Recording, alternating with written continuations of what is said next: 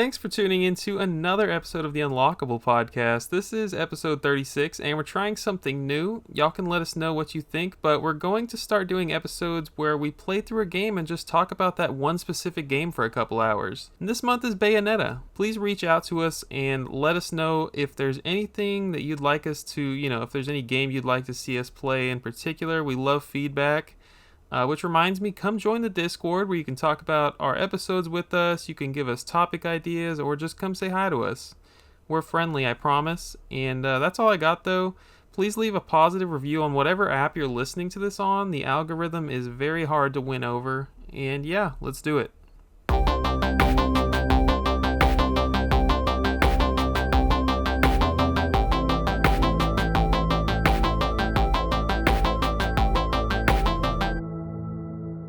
Welcome back to the Unlockable podcast. My name's Christian, and joining me as always is the Game Girl Advance SP herself. That's me. Hey, Hannah. How's it going?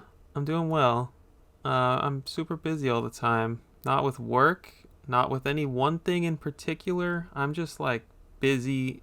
I'm a busy human being. I'm always doing something, Man, I thought you were going to say, just been busy playing games. Or catching up on Bayonetta. That's part of it, Yeah, so you and I discussed that we were going to do this episode, and it took you 5 minutes to beat this game. We had talked about it, and you're like, all right, I'm going to start playing. And then, it was a month, it was 2 months ago, and you were in this kick where you were actually playing games, and you just knocked it out real quick. I know, it was in the semester or the beginning of the semester where I wasn't really doing anything. I had a lot of free time, and it was like, you know what, I'm going to play some games. And I did. I think I beat 3 games. Yeah. Which is a lot for me. I usually beat maybe 5 a year. So. And the Game Boy stuff had just come out on Switch. You were telling me about all these games you were playing. I was shook. And then you stopped me from playing one, which might become one of these episodes. Who knows? Oh, but, yeah. yes. Oh, yeah. That should be our next one, actually. I want to play that. I did. I wrote it down in the doc. It's fun. I only played it for an hour or two, but it was a lot of fun. I have played, I'm not going to sit here and make people wonder what it is. We're thinking about playing Mario and Luigi Superstar Saga, GBA game, as one of these episodes where we talk about one game in particular. But yeah, I've played one of the DS games, or 2 of the DS games actually, never finished them. But I'd love to start with the original. Yeah, I agree. That would be a lot of fun. So if you like this kind of episode, definitely let us know. And if you want to see us talk about Mario and Luigi Superstar Saga, also let us know. Hannah, how are you doing? Good. I just had my spring break, so that was a lot of fun. And I know we're going to talk about what we've been buying. And I swear, I tried. I went to 3 different retro gaming stores. They were all pretty neat. But there was nothing that really jumped out at me for a good price. Sometimes you try to go in there and you try to get them. They're like, oh man, they were keeping, track of this game's price, and they're selling it for $30 and really it's an $80 game. Didn't see any of those. But yeah, it was fun to look at all the stuff. But I didn't buy anything, so I bought nothing. Yeah, that's a big part of it. Just looking at the stuff. Always enjoy learning about things I didn't know existed. Yeah, meeting cool people and talking to random nerds who are standing next to you, the good stuff. Actually, where'd you go for spring? You know what? That's a lie. I literally sent you a snap of a game. I went to GameStop with one of my cousins because it was just on the way we were shopping. And I got Fortune Street, which is the cross between the Square Enix Dragon Quest characters and Mario. Mm-hmm. Which I thought was really interesting. It's $30 or $40 game, but I got it for $15 at GameStop. It was the last Wii game there. It was crazy. I would have bought that in a heartbeat. It was nice. It actually came in one of those aftermarket, those black cases that they sometimes put the games in at GameStop. But there was another, it was Wii Sports or something. Maybe not Wii Sports, but Wii Sports Resort or whatever. That was in its standard case, and I asked the people, I was like, hey, can I just switch out this case? I don't want this, ugly-ass black case. And they looked at me like I had 10 heads. They were like, we've never gotten that question before.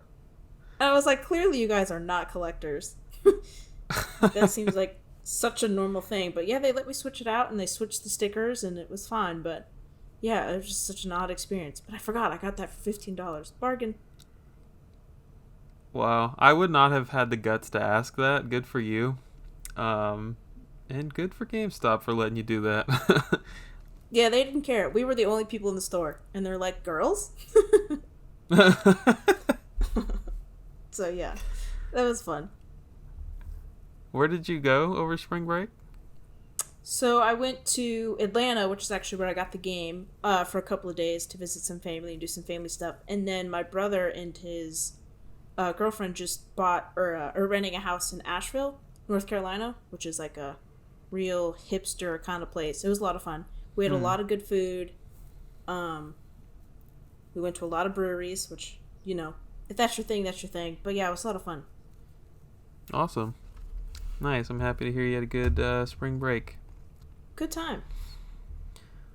I'll take my shot at the bin buy-in. My birthday was this month, and it was a great birthday. I took a week off, and as I'm talking, I realized I forgot to write down a couple of games I bought. I did do a little game hunting myself. Found out there's there's a Game Over in my, new area that I'm living in, different part of Houston than I lived in before.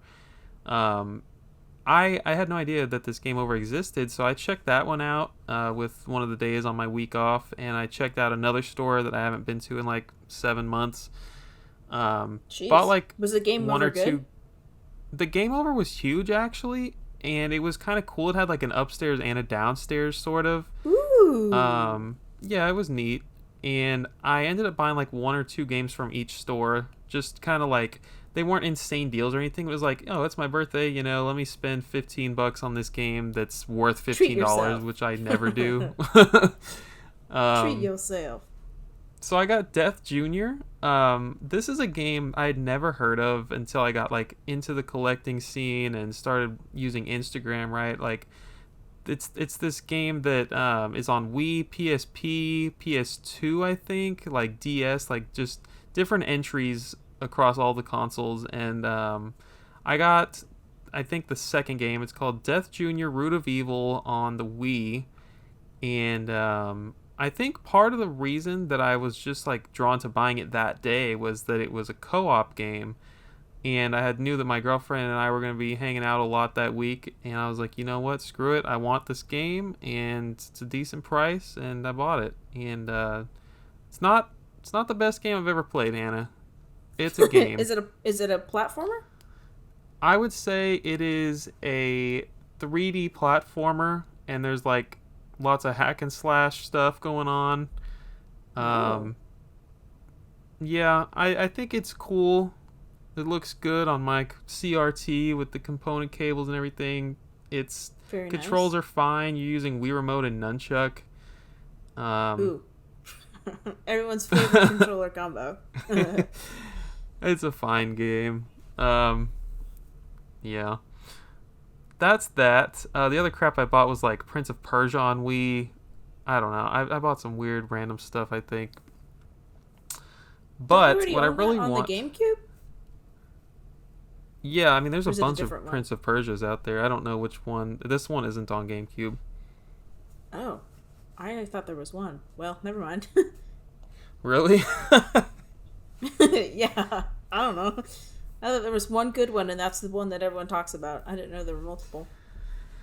Well, I'm not saying this one's good, but I'll probably never find out. Sweet.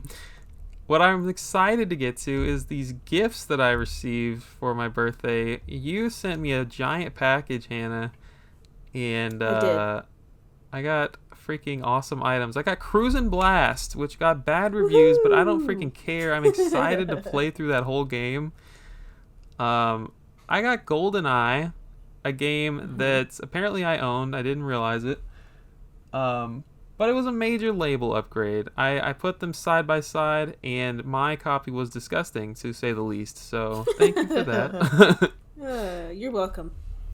Scarlet Symphony is a Japanese exclusive Metroidvania game that like takes a lot of I guess inspiration from Symphony of the Night, hence the It name. does. And yeah, I've literally never heard of this game. I don't know where you heard of it, but I am super There's a excited to play story. this. Do you want to hear the story about it? Yeah, let's do it. Okay, so when we were playing Monster Hunter Rise, I had the Japanese voice actors on, and you had English, right?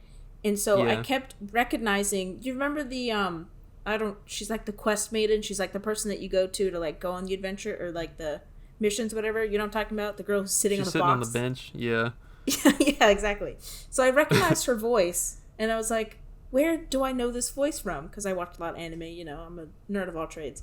Anyway, so I looked it up, and she's actually the voice actress of one of my favorite anime of like all time, and I was like, "That is so sick." And so I did what normal people do, right? And you look at all of her like her IMDb, and you look at all of her credits and stuff, and then I found this game, which was Starlight Symphony, and I looked at it, and then I was just reading through Scarlet. it, just because Scarlet, that's what I meant. And I was reading through it, and she's the voice actress of the main character of this game, and I was like, oh, that's so cool. And then it was like, yeah, it's a Metroidvania game, blah blah blah. And I kept reading about it, and I was like, oh, well, this seems kind of cool. And then I researched it a little bit, and then it only came out in Japan, and so I was waiting to see if it was going to come out in the U.S., and of course, it never did, or it has still not yet. So I was like, you know what? I'll just import it. Bam. You're so freaking generous. Like, you're thinking about me months in advance like this. I love it. This was awesome. Yeah, I'm excited to play I've it. had Cruise and Blast and whatever for like a long time. I think about getting people games like as soon as their birthday's over. I'm like, all right, what's the next thing? That's awesome. Yeah, I love buying gifts for people that collect video games. That's the easiest. I agree. It's Um, very easy. but we're not even done, folks. Hannah also got me Zelda Zelda the Game and Watch that came out like a year or two ago. Always thought that was super freaking cool and just never wanted to put my own money on it. And I'm really excited to have that. Yep, that was cool. And I think that's going to be a good like desk piece, because it's got that clock on it. So I think that would be really cool to have right in front of me all the time. Put it in like a cool little stand. Heck yeah. Oh yeah, I bet Rose Colored Gaming makes a stand for it. Good call. I was just about to say that. And then I don't know how I feel about this last one. I got Rabbids Party of Legends brand new and sealed on the Switch. Oh, that's so funny. Yeah, that is, for those of you that don't know, I collect everything Rayman. I do not collect Rabbids, but I suppose it can take up a quarter inch on my shelf. Oh man, you haven't opened it and played it yet? I bet it's an amazing party game, honestly. I bet it's great. Thought you'd be so excited for it. Thank you so much for all this, Hannah. You're welcome. Very, very welcome. My good friend Tyler hooked me up with Metroid Prime Remastered, and Ooh. I have played that a little bit. Well, I guess we'll talk about that in a little bit. But I also got Dr. Muto, yet another GameCube game. Thank you so much, Tyler, for that. And then this is a little bit of a story right here. When I was a kid, I would go to my cousin's house, and we would play this Tonka game on the PC. Okay, I have very little PC gaming experience. No wait way. a second. Do not tell me you played this. Wait a second. Dude, yeah. I was thinking about that the other day. You're kidding. No freaking way. I've never met anyone else talk. I've never heard anyone talk about this game. Okay, will you explain what the game is, and I'll tell you if I played it or not. It's okay. This game allows you, it requires you to take this giant accessory that goes onto the keyboard. It straps on. If that's not it, then I can just keep going. It sounds like you don't know what I'm talking about. It's not it. Okay, that would have been insane. But anyways, there's this game I played as a kid. You take this giant accessory. It's a controller, pretty much, but it doesn't actually. It's not electrical. It's fully mechanical. It just sits on your keyboard, and you like Velcro strap it to the keyboard, and it's got tools on it, or like not tools. It's got switches on it, right? It's got like push this button to do this, and pull this lever to do this, or rotate this wheel. It's all basically about controlling different you know, um, construction equipment, I guess, construction vehicles. And so what's really happening under this accessory is it's just pressing like the A key, right? But you're doing this really cool like maneuver, and yeah, and so I played this as a kid, and I had never really, up until a few months ago, I was actually playing some video games with my roommate, one of my roommates, and she and I were playing like Scooby Doo on the GameCube. But yeah, um, and she was saying that, or we got to talking about like games we played as a kid. I don't know if you ever played Pajama Sam, or No. some other like educational like child game. I don't know. We got to talking about stuff like that, and I started telling her about this Tonka game, and I looked it up on eBay for like the first time ever, just because I'd never even thought of doing that, and it's like a $40 game, surprisingly. Jeez. I'm sure most of that is shipping. It's this big giant thing. um, but yeah. Anyways, long story short, she bought me this game like without me even telling her the name of it. Like she went and like looked into it and freaking got this for my birthday, and it's so cool. It's actually, I got to do a little research. It is not the game that I played as a kid, and to my absolute surprise, there were two Tonka games where you would put a giant accessory on your keyboard. So this is not the one I grew up with, but it is still freaking cool. It's like a really cool shelf piece. This one is called Tonka Workshop, and I don't remember the name of the one that I played as a kid. Tonka Workshop. No, that sounds way better than the one I played. Mine was just like you get to customize like your own thing, and you got to like dig dirt and like build a town and blah blah blah blah. Man, yours sounds way cooler. But that's so funny. I guess Tonka was really, selling a bunch of games in the I guess late '90s, early 2000s. I was like doing a lot more research on this than I should have been. I'm pretty sure what I needed to be doing was podcast research, and I was like out here doing all this freaking Tonka Workshop research. That's so funny. I played a lot of PC games back in the day, and the educational ones were called like Jumpstart or something. Oh yeah. They had like a whole line of educational games, and I loved those. That were the shit back in the day, man. If I could play those again, I'd be so happy. I don't know why I stopped being a PC gamer. Like as a kid, I played a lot more than I remember. Yeah. And then that Jimmy Neutron game I talked about not that long ago, and of course I played RuneScape. I played PC all the time. That was like the thing, man. Especially in schools. Because like computers were starting, like you used to get like big computer labs and you're like, yeah, these are educational games. But really they weren't at all. But that was just like the new thing. Yeah. Man, there's definitely stuff that I could play that I played back in like kindergarten, first grade. If I could just, my memory is so fuzzy on what I played, but if I ever see those games, I'm buying them on the spot. Like, holy crap. Yeah, me too. Oh, that's so funny. Okay, so those were gifts. Let me talk about what I've been buying. I bought a PSP game. I got Me and My Katamari. Really excited to play more Katamari. Really freaking loved the first game. Didn't that one just get announced to be remastered? Or is that a different one? It's a different one. Oh god, how many Katamari games are there? Dude, you should play one. Don't you have one? You should definitely play the first game. Yeah, I played one. I played the one that came out on Switch. Oh, okay. I don't think I beat it. I think me and my friend were doing the cooperative mode, which is not that in-depth and interesting, but yeah, I played a little bit. Huh.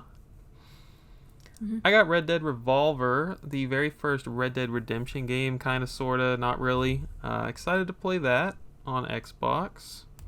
Mm-hmm. I got the remake of Secret of Mana that came out in 2018. So I'm pretty sure, well, I know for a fact this got like bad reviews. Not a lot of people were a fan of it. The artwork isn't great. But I'm excited to kind of try it myself as someone that loves the original and loves the series, So I'm excited to kind of form my own opinion on it. That's cool.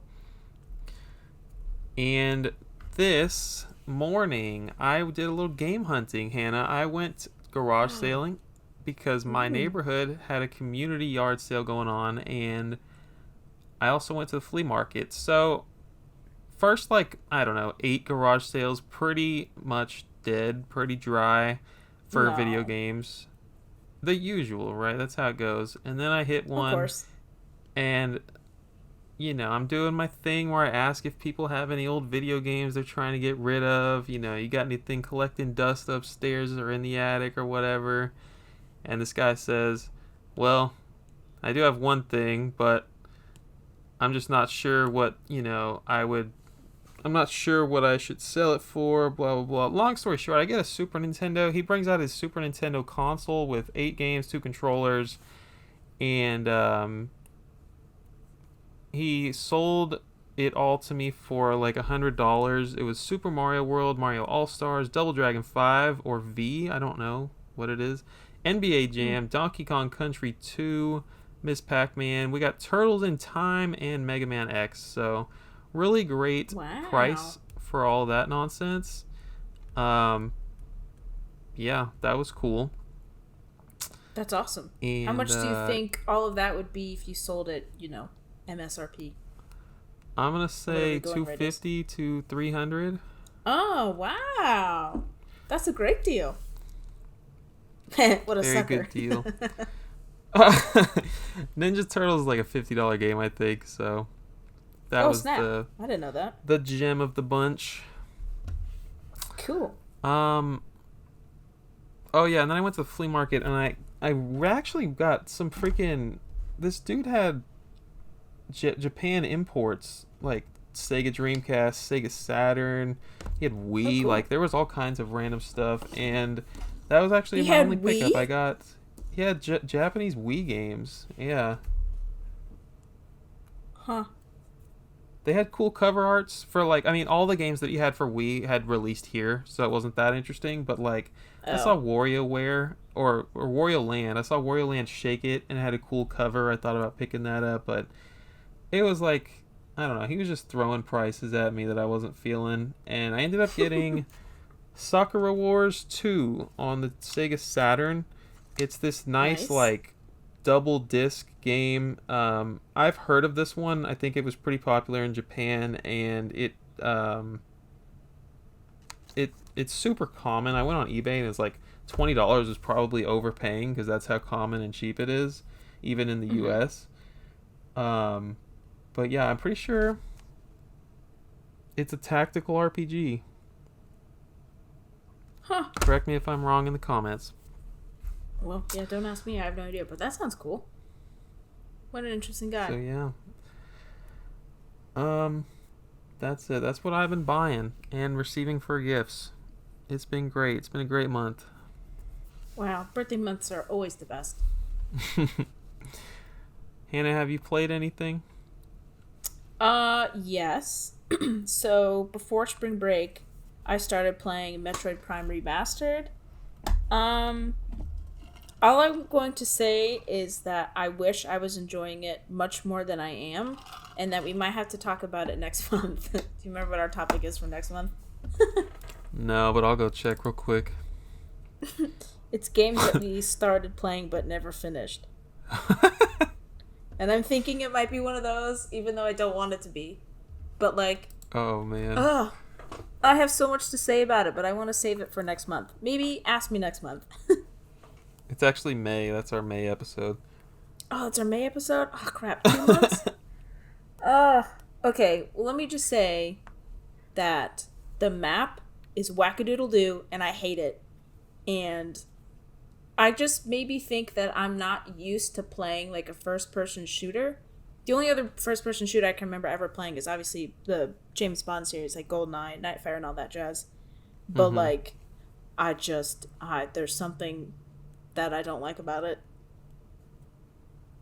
and Interesting. that's all that I will say. But I want it. It's the crazy thing is I want to enjoy it so much more because I think the story is fascinating. Like I'm really enjoying going around and like scanning all the things and like learning about things. Um, but yeah, I don't know. There's just something whack about the gameplay I don't like, and I can't quite put my finger on it. You know, I actually decided that since I played the original, that this time around I'm not gonna scan anything. Like it slows the game Aw. down so immensely for me, and I'm just like trying to get to my destination, and I don't read any of it anyway. I think I'm just not gonna scan anything this playthrough. Well, that's fair. I mean, if you've already done it, I could see why you wouldn't. But for me, who's never experienced anything in the Metroid universe, I like Yeah, it. for sure. I love it. Give me all of the lore. I want it all. Well, that's interesting. I hope you give it another shot before May, and you can report back to us. Probably not. I'm dreading it so much. Haha. Dang. Metroid Dread. What else? That's it. You played one game and you hated it. Yep. That's yep, that sounds about right. In February, I did not beat a single game, but in March, I'm picking up the slack. 2 games beaten on stream, actually. I beat Kid Dracula, the Famicom release. That was a fun game. That's like my 13th Castlevania game right there, I think. Oh, wow. Why did I not know that was a Castlevania game? And then, what else did I beat on stream? My cousin and I streaming Pac-Man World 2. Man, that game sucks. If you played that game as a kid, if you're listening to this, don't go replay it. Just let the nostalgia, fill you up and make you think that it's a great game. 'Cause that's what I thought. I thought it was a blast as a kid, and I found out it's not. Wow. More power to you for finishing it, even though you didn't like it. Yeah.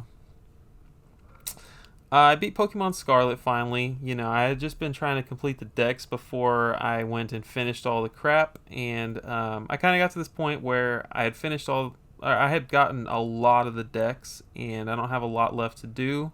I have like 26 Pokemon left to catch now. Still playing through that from time to time. It's a blast. And I beat Super Mario 3D World for the second time. Played that with the girlfriend. Cannot ever go wrong with that, right, Hannah? No, I hate that game. But we'll talk about that in 2 months, too. And then, since I beat Bayonetta, I have started playing Hollow Knight again. So, Hollow Knight, I was like pretty certain I was going to get to this and finally like finish it before, 100 hours go into Zelda in May. So I'm going to try to beat Hollow Knight probably in April and try to keep knocking that out the next week or two. It's a lot of fun. Nice. It's a hard game. Yeah, I don't think I'd have the patience for that, but good for you. Let's talk about news. I got nothing, Hannah. Tell me about the news. You have nothing? God, again? You know this. So, Bandai Namco is moving into Sega's old arcade in Japan. You know about that. Sega closed their giant, massive, 8-story arcade in Japan, and Bandai Namco is now moving into its skeleton. I did not hear about that. That's cool. Oh, you didn't know that? I didn't know about the Namco part. I knew about the Sega thing. I think we covered that on the podcast. Yeah, I was about to say, I think we did. It was a very sad day, but, Bandai Namco's in there. Also, the Super Mario movie is now releasing 2 days earlier than originally planned. So it was planned for the 7th of April. Now it's the 5th of April. Get excited. We're so close. Keeping with the theme of the movie, the Super Mario Bros. Movie is partnering with Lush, which is that soap and bath bomb store and all the malls across America, and launching exclusive products like a question block and fire flower bath bomb, a Mario Red shower gel, coin, soap shaped like, the classic coin, Princess Peach body spray, and Bowser and Peach shower jelly. So go get your soaps. That's collectible stuff right there. Oh, heck yeah. So it came out yesterday on the 24th of March. So it's online and in stores now. So go get your soaps, you smelly people. Also, Amazon is also delivering packages in Mario-themed question mark boxes. So it's a signature yellow question mark with Super Mario branding all over it. So if you order something from Amazon that's going to come in a big old box, you might get one. Cool. All the more reason to buy something from Amazon in a big old box. Yeah, exactly. They're really going all out for this movie advertisement, gotta say. kind of excited about it. Heck yeah. Also, to keep on the theme of Metroid Fusion just released on Nintendo Switch Online on March 9th, so you can play that one. Heck yeah. Pretty sweet. And, as you should know, the 3DS and Wii U shops close in 2 days of this recording, so by the time you hear this, it's probably already closed. Rest in but it peace. is officially closing on March 27th, so may they rest in peace forever. No final purchases for you? I have a whole list of things I have to buy in the next 2 days, so I will be doing that this weekend. That's exciting. Yes. Also, despite the fact that Tears of the Kingdom is literally coming out in 2 months, Nintendo keeps talking and tweeting about Breath of the Wild all the time. But there was just one yesterday. It's like, really? It's so strange. I don't know why they're not talking about Tears of the Kingdom just a little bit more, but, whatever. But they also announced that the Tears of the Kingdom pre-order in Japan will come with a spoon for the standard edition, but if you get the collector's edition, you get a spoon and a fork. Yay! This is honestly the greatest thing. That's the one thing I should have written down. I'm so excited. I mean, I would be excited if I was getting that silverware. So it's literally just a fork and a spoon with the Tears of the Kingdom engraved into the metal of the handle. So if you want a spoon, which it's so strange. I don't want to sound stupid, but obviously Japanese people use spoons and forks, right? I'm not saying that, but chopsticks. They're like, why didn't they do chopsticks? I don't know. I could totally see that being like a My Nintendo reward, a freaking spoon. Spoon and a fork. No knife, though. Just a spoon and a fork. No complete set. No steak will be eaten. Nope. Definitely not. Also, Sonic Origins Plus was just announced, and it'll be launching on June 23rd. It will be released for the Switch, the PS4, the PS5, PC, Xbox One, and Xbox Series X for $40. There's 15 or 18 or something games on that. 12 of them I have a full list here. Oh, let's do it. It's 16 games, so you're right in the middle. We got from the Genesis and Sega CD, Sonic the Hedgehog, Sonic the Hedgehog 2, Sonic CD, and Sonic the Hedgehog 3 and Knuckles.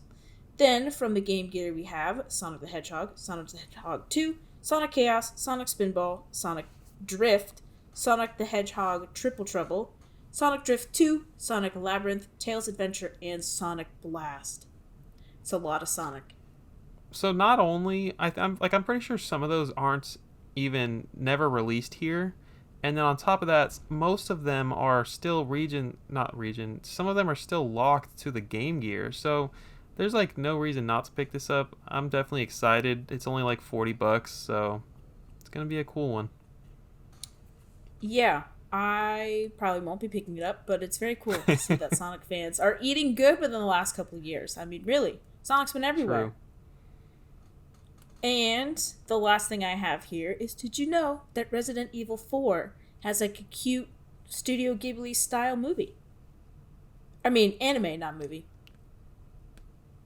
I think I did see something about that on Instagram. Tell me more. It's cute and it's bright, and apparently it's just anime short, so I don't know if it's a full series or if it's even a full 22-minute episode, but it looks totally uncharacteristic of the dark and scary, creepy world of Resident Evil 4. So cool, huh? Is it out yet? Yeah, I think the third episode or third short is out at the time I looked at it, but yeah, pretty cool. Wow. Mm-hmm. That's all I got. All right. Good stuff. We're 35 minutes in. Let's get into the topic at hand. We have Bayonetta today. Yes. We're going to be talking, I guess we'll just start with a little outline of what we're going to be doing today, but we played Bayonetta in the last, some of us in the last week, some of us in the last 3 months, and we You're making it sound like it's a bad thing that I got it out of the way and did everything. I'm trying to make it sound like it's a bad thing that I put it off so long. Oh, okay, Um, okay. Pretty much, we went in the Discord and said, hey, we're going to play this game. You guys should play it with us, alongside of us. I know we had a few people join in a little bit. I don't know how many. I think only one person actually beat the game. But Hmm. I think that it'll be fun to kind of do that in the future. If we play Mario and Luigi, or whatever we play next, definitely gonna let y'all know in advance in the Discord, and you guys can play it alongside us. We can share our thoughts as we play through it, and then of course release the episode. Just a fun little interactive thing to do with you guys. But today we're going to talk about Bayonetta 1 exclusively. We just had a new Bayonetta game release this month, like a week or two ago. It was, I have it written down. It's some game name Come that on. is It's not Bayonetta easy. Origins. Bayonetta Origins, Cereza, what is it? And the Lost Demon or something? Dang it, Hannah. Nailed it. That is exactly what it is. Bayonetta Origins, Nailed it. Cereza, and the Lost Demon. And if you've never played Bayonetta, probably not the one to start with. It's actually a spin-off, and it's also a prequel to the first game. But I'm diving into things that we shouldn't dive into yet. So let me just talk about the outline. We're going to talk about the intro. Nope. We're going to talk about the story of the game. We're going to give a little development background, talk about Platinum Games a bit and all that. Gameplay, we're going to talk about the impact that the game has had on the industry and the reception that it had when it released. And, some final thoughts. And that'll probably be roughly our outline as we do these types of episodes, assuming you guys enjoy this episode. And I guess we might stumble around a little bit, but I think for the most part we have this down. But yeah, I guess what I'm trying to say is cut us a little slack as we try out this new format for the episode. Very nice. Very well put. So, without further ado, let's get into Bayonetta. I guess we'll start with the release dates. Back in 2007, Platinum Games was 2 games deep on their, I don't know what you call a discography for video games. They were working on their third project, Bayonetta. Hideki Kamiya joined Capcom way back in 1994. He did a little work on Resident Evil 1, but he was like director of Resident Evil 2, Devil May Cry, and Beautiful Joe, and I think even Okami. And he is the one who is currently the vice president and director of Platinum Games, and he was the director of the first Bayonetta game and all the Bayonetta games. I would like to start by saying that most of my resources here came from Wikipedia and also YouTube. I watched the Did You Know Gaming video and got some information from that. Yeah. A lot of employees over at Platinum Games actually used to work for Clover Studios, which was owned by Capcom. So there is... No, I'm not going to get ahead of myself. The dev team working on Bayonetta called themselves Team Little Angels as a reference to Team Little Devils, which was the team that made Devil May Cry over at Capcom. Oh, that's fun. I know. You can see a tombstone at the very beginning of Bayonetta that says Team Little Angels on it. I do remember that. Yeah. I remember looking at that and like not having done this research and wondering what that was a reference to, if anything. Yeah. So this game, Bayonetta, released on October 29th, 2009, took a whole lot of inspiration from Scandinavian mythology for the names of the angels in the game. Yeah, interesting stuff. And I think that is all I have for that section there. We're going to talk about differences in versions. So this game originally released on the Xbox 360 and PS3, and it was supposed to be a 360 exclusive at first. I'm not sure how much research you did on this part, but if you want to stop me at some point, okay. PS3 version ended up being really rough, unfortunately. They said that they didn't really know how to develop for the PS3 yet. And it was an afterthought, really. So the game was supposed to come out on 360 only. The PS3 version came out with lower resolution, poor quality textures. It had some frame rate issues where it would jump up and down a whole lot. Later on, after the game's release, the producer said that he believes it's Platinum's biggest failure to date, which is really saying something. Yeah, sheesh. And I can understand like not being proud of something like that, but at the same time, you know, when we get into reception, you'll see that the PS3 version really didn't do too bad. You know, I feel like maybe he was a little hard on himself there. The game later came out on PC, which was evidently a great port of the game, as you can imagine. You can currently buy it as a part of this 10th anniversary bundle, physically or digitally, on PS4 and Xbox One. It's got Vanquish and Bayonetta on it, which is two Sega published and Platinum Games developed games. Later, the game was brought to the Wii U with Bayonetta 2. So after some stuff we'll talk about in a minute, the game came out in... came as like the first print of Bayonetta 2 came with 2 discs, one of them being Bayonetta 1, which was like a cool, you know, early purchaser reward, I guess you could think of it that way. So don't buy the later version if you're looking to play the game on Wii U. And you know what? I have a copy of the Wii U game, and I was like, wait, did the first one never come out on the Wii U? And then I heard that it does come with the Wii U game, but not all of them. So is that mine's not open? So I assume it would say on the outside if it comes packaged with the first one too, right? I'm pretty sure it says it on the front of the box, yeah. So man, I think I just have the second one. Dang it! I didn't know that. And yeah, the game. Well, yeah, we can talk about your next section here. Yeah, so the version that I played was the Switch version that came out. Well, I have it. So, Bayonetta 1 was a digital-only game released as a digital code with the physical release of Bayonetta 2, and that released in February of 2018. So, the only way to get it, to play the... Well, I mean, of course, you could buy it in the eShop, I think, but the only way to get it quasi-physically, I guess, is to buy the Bayonetta 2, because it has a reversible cover, so you get the Bayonetta on one side, the Bayonetta 2 on the other side, but it's completely digital. So 2 is the only one on the cart, 1 is a digital only code, so that's how I played it. But in Europe and Japan, it got a non-stop Climax edition, collector's edition, that came with physicals of both games, a steelbook, a sticker sheet, and cool, the verse cards, what they're called, like a pack of cards.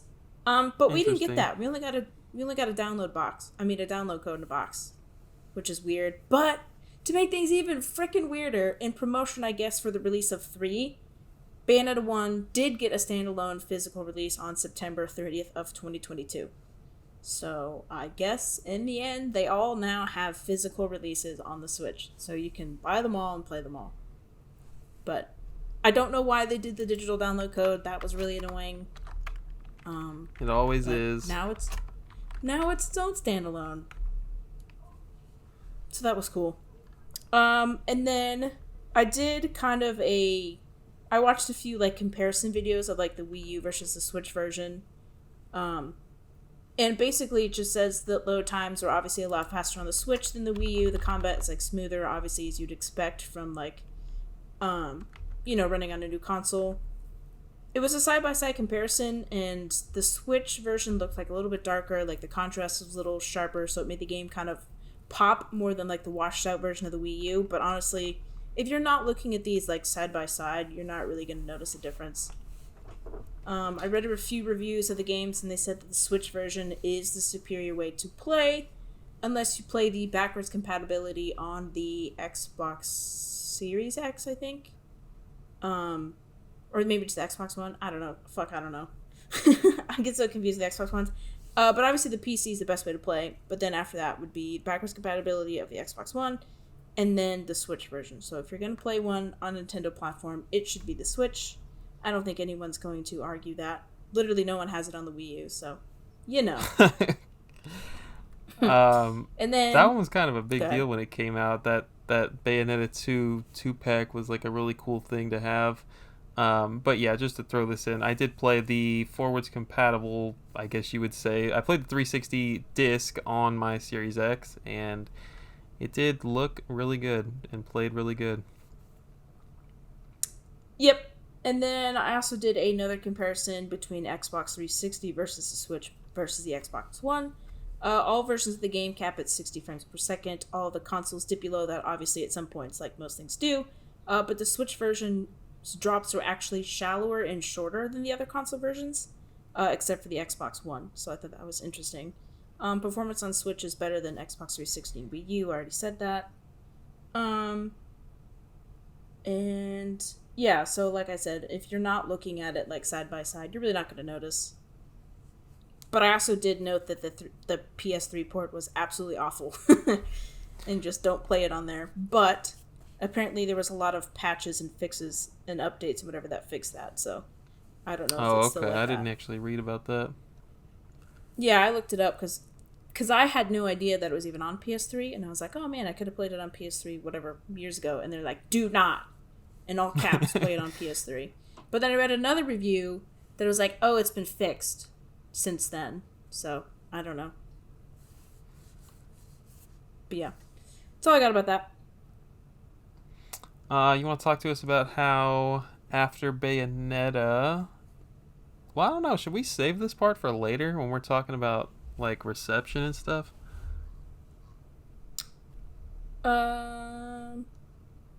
Well, actually, you know what? I have some more differences, believe it or not. Oh, let's do it. Between the Switch versions and the other versions.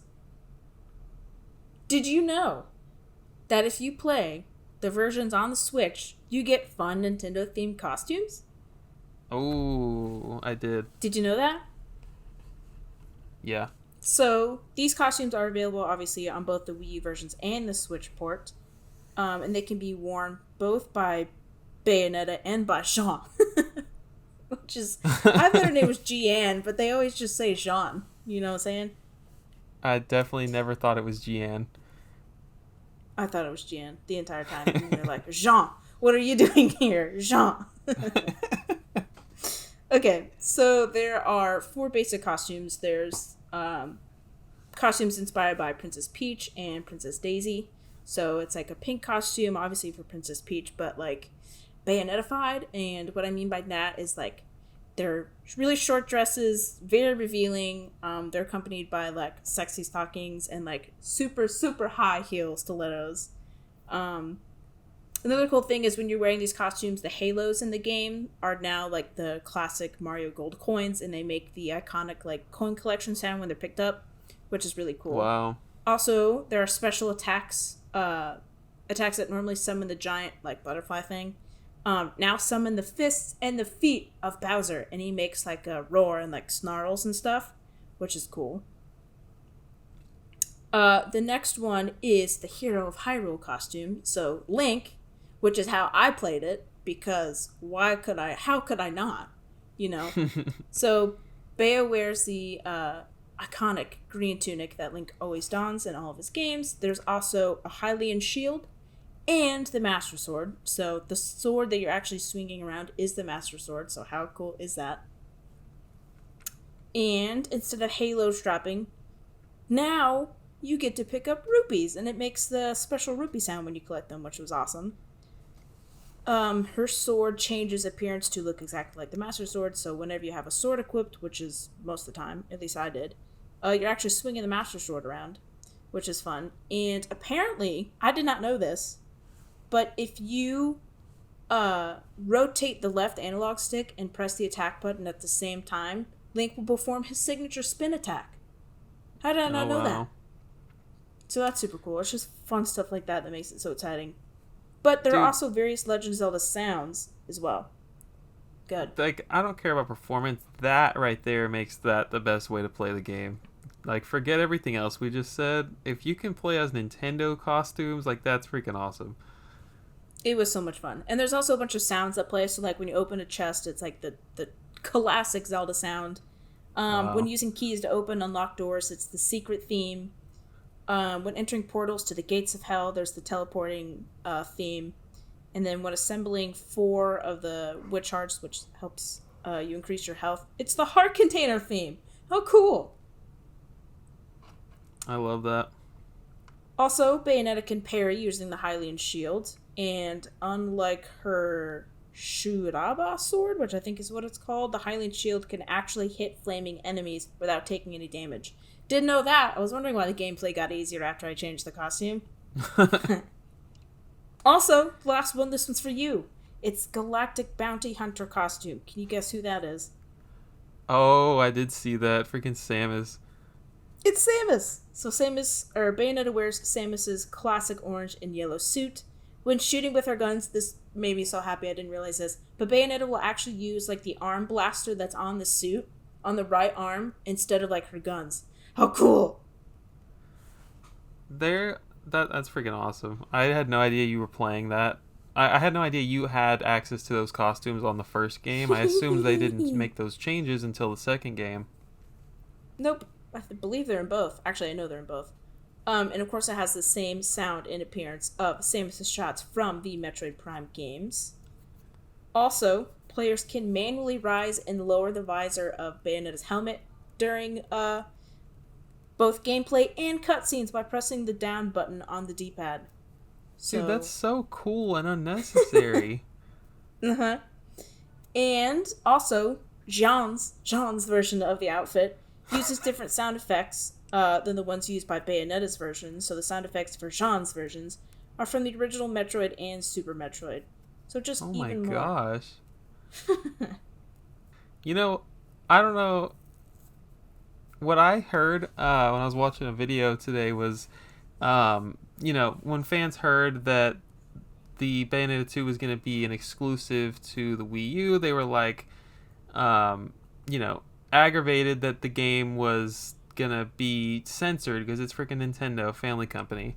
And then, whenever Platinum was sending stuff to Nintendo saying, is this acceptable? They had like for one example, they covered up Link's costume so that, there was like no cleavage. And then when they sent it to Nintendo, they were like, you know what? Let me redesign it and send it back. And it was like full chest, like just fully freaking, what you ended up getting in the game, I assume. And like there was just a lot of opportunities that Nintendo could have censored all of these costumes. And they were just like not doing that. They were fully on board. Oh yeah, they're definitely Bayonetta-fied, and what I mean by that is like very revealing, very short, very like, I don't know, you know what I'm saying. But also, just a fun thing while you're saying censorship, I don't know if this was a maybe lack of time or like they just didn't want to have to animate all that. But when she does like her special moves and like her outfit is like her hair and it like comes off, you know what I'm talking about, and she gets like all revealing and does like her special attacks, the costumes don't come off. So I don't know if that was a Nintendo thing or if that's just they didn't want to have to animate it to change, but that is something that I did notice.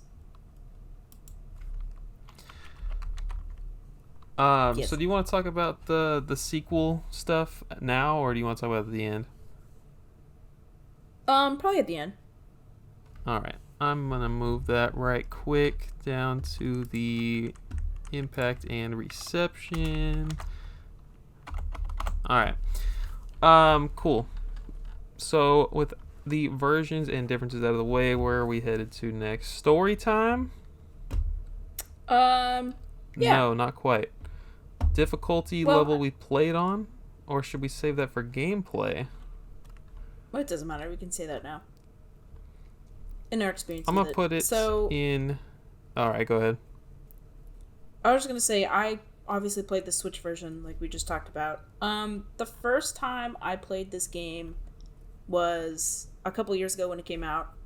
And I remember starting on normal And then I was like, okay, this game's really hard. And then I went down to easy, and I was like, okay, this game is still really, really hard. So I went down to really, really easy, or very easy, I think it's called. And I still only got about 5 hours in. So I was like, it's maybe not the game for me. But then when I played it this time, I had it on normal mode, and obviously I beat it in normal mode. So I don't know if I'm just surprised. A better gamer now, or maybe I'm just more patient. I'm surprised that you agreed to play it, knowing that you had already tried so many times to play it in the past. Yeah, I don't know why I did that, but I was like, you know what? It's a classic action game. If I'm calling myself a gamer, I have to at least try, and I did, and I beat it. We're going to talk about the difficulty later. I will say that I played the game on normal. And yes, I also did normal. Oh, okay, nice. All right, now story. Let's do it. Story. This game starts out with two rival clans that have been around, keeping the balance, the light and the dark balance for hundreds of years. On one hand, you have the Umbra Witches of Darkness, and the other hand, you have the Luma Sages of Light. And the game starts you out with a whole lot of lore, a whole lot of cutscenes before you really get to play. These two clans or whatever, they respected each other for a long time. One disagreement caused a war about 500 years prior to the events that are taking place when you're playing the game. Umbra Witches win the war. Humanity gets scared of the Umbra's power and starts these witch hunts, and they end up defeating them because they were still super weak. Probably outnumbered them a lot because of the war that had just occurred. But of course, one witch remains and is not wiped out. The opening scene has Bayonetta and this dude Enzo burying someone in a graveyard, and we learn that Bayonetta is capable of going into another dimension at will, because they're burying this dude and they're waiting for angels to come and take this dead person's soul. Really what Bayonetta is doing, she's actually dressed as a nun, like giving this dude his last rites or whatever, and she's really just in disguise waiting for the angels to come so that she can slice them and slaughter them to death, because that's what kind of game this is. And so she's using them as bait. And Bayonetta kills all the angels that come. We find out that she does that because she has to kill a certain amount of angels each day, otherwise she's sentenced to hell. It's a straight up quota. Bayonetta was found in a casket at the bottom of a lake 20 years ago. So we get into this scene kind of talking about her past with Enzo. They're like driving away. Yeah, she's found in a casket. She doesn't have a lot of memory. And throughout the game, we kind of see her start to remember things more and more. Enzo tells Bayonetta about the eyes of the world that could be helpful in remembering her past and would probably be helpful in restoring the balance of light and dark. All of a sudden, we get like some crazy action sequence where so Bayonetta looks at Enzo and he's driving, and she pulls this tracker off of him, throws it off, and we see behind them there was actually this car following them, and then there's this freaking airplane that was also following them that just like crashes into the city and destroys everything. It's like this crazy opening sequence, like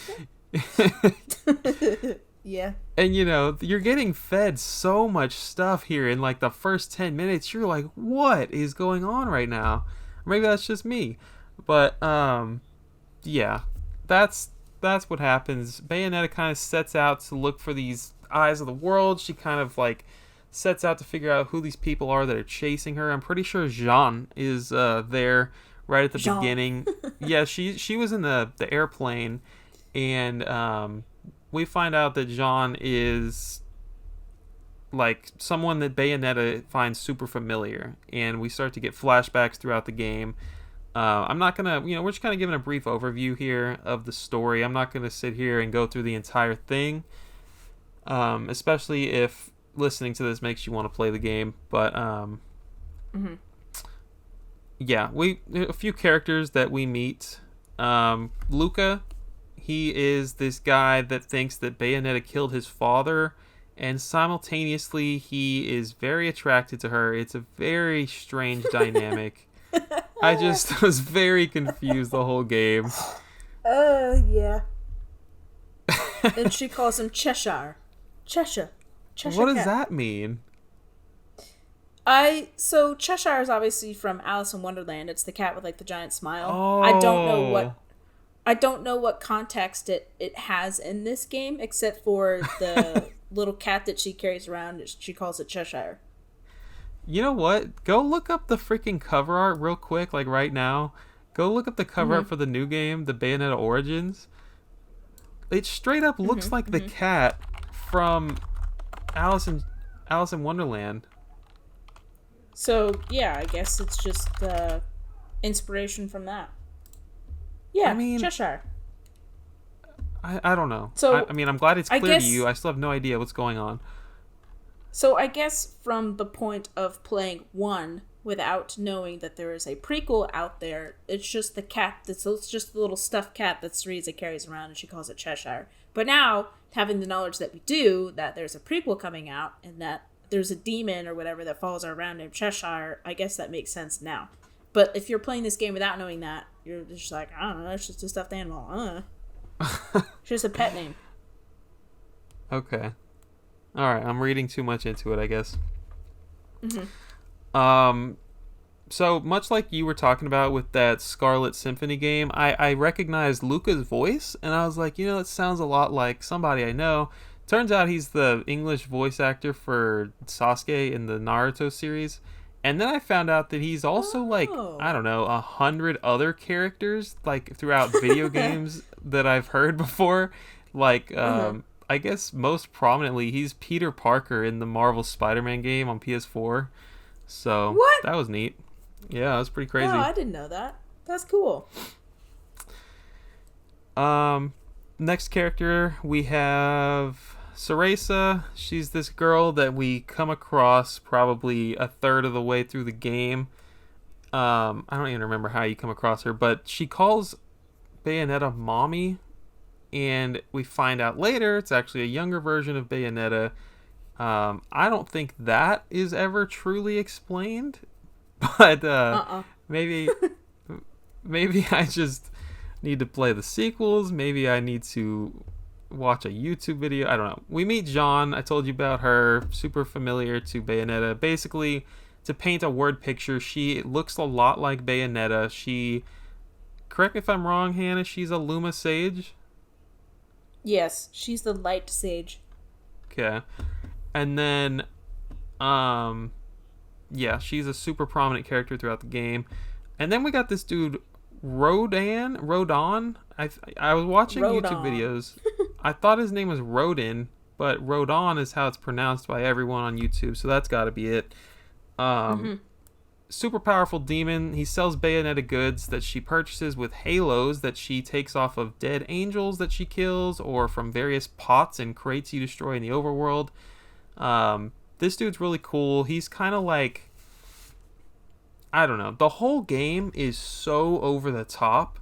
It's absolutely insane. And this dude is like stereotypical, over the top, like big beefy guy that is, I don't even know. I don't know how to describe Rodon other than that. He's a beast, and I thought he was Satan actually the entire time I was playing, I thought he was supposed to represent Satan, and it turns out he's just a demon. So oh, that's funny. Yeah, you nailed it. He's just a big old beefy guy. And he sells you stuff from the gates of hell to go with the whole Satan thing. I mean, you knew it was the gates of hell, right? Like every time you click go to the store or whatever, it says gates of hell. That's how I knew that. Yeah. But I was thinking, the portal or thing that he opens up, is it just like a further place in hell? Or so like the inferno of hell? Can I get a map, please? Yeah, please. I need to know where this guy is going. But yeah, every time he goes, he comes back and he's like all bloody and beat up, and he's like, "Oh, this was a hard weapon to forge. I hope you enjoy it," or something. So wherever he's going, he's having one hell of a fight. Oh, No they're pun all intended. there's like three that repeat, I think, and they're all very similar. So he's pretty cool, I guess. It's just the whole game is whatever. I'll wait for that. This game can be incredibly serious at times. At By chapter 8, I had no idea what was going on with the story, and everything I just like told y'all was because I did research today. Like I have no clue how anyone, we were talking about it before, but we have no idea how anyone could get all of this information from playing the game unless it comes from the sequels, possibly. That's a big possibility. Um, the story for me took a serious backseat to the gameplay, and that's probably normal for me with all video games, but I promise you I was trying to focus on the story because I knew I was doing a podcast about it. And yeah, halfway through the game, I was lost. I was also the same way. I don't know if you want to talk about our bullet point how the story was delivered now, since we're on story, but Yeah, go it ahead. was just okay. So I think you did a really good job of explaining like the beginning of the game. Like the opening is really really good. It's very cinematic. There's a cutscene that kind of sets up the story a little bit, but like not really. You're still like really confused about what you're seeing. It's obviously it's a story construct. It's supposed to be, oh, you're really confused in the beginning, and then it's supposed to kind of like work its way out in the way that the things play, and then it's supposed to be less mysterious as you go on. But like I don't think they nailed that very well. I'm still very confused about what happened. So Yeah. like if done well, I think it would have been really really cool.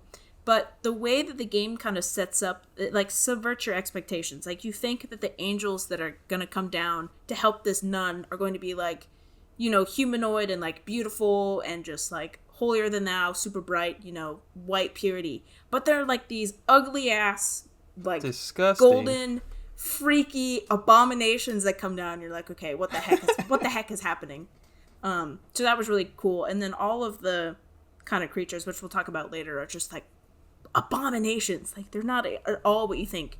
But it's like you're playing as what you assume to be a dark witch, right? She's killing all these angels, which you think in your mind are going to be good.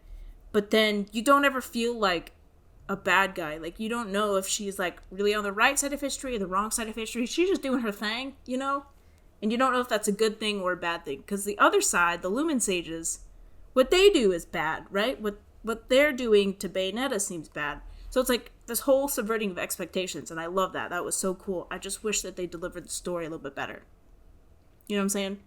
Yeah, that was really well put. So there are other ways that the story is kind of delivered. There's obviously, like I said, the cryptic cutscenes, but then there's also like diaries and like historical books that you can go and collect and read. And I tried to read them, but they don't come in like any specific order. It's just kind of like trying to place this arbitrary knowledge into the small amount of things that you know from the cutscenes. And you don't get all of it from like the beginning. Like you have to go out and collect it. But it was like not very enjoyable to go out and collect. So it's like there was no reason for me to go the distance and collect these books and then read all the lore. You know? Yeah. Yeah. I mean, So I read some of them, but not nearly as much as I'd obviously need to understand the story completely. yeah. I mean, if you're into it, the lore is definitely there for you to read.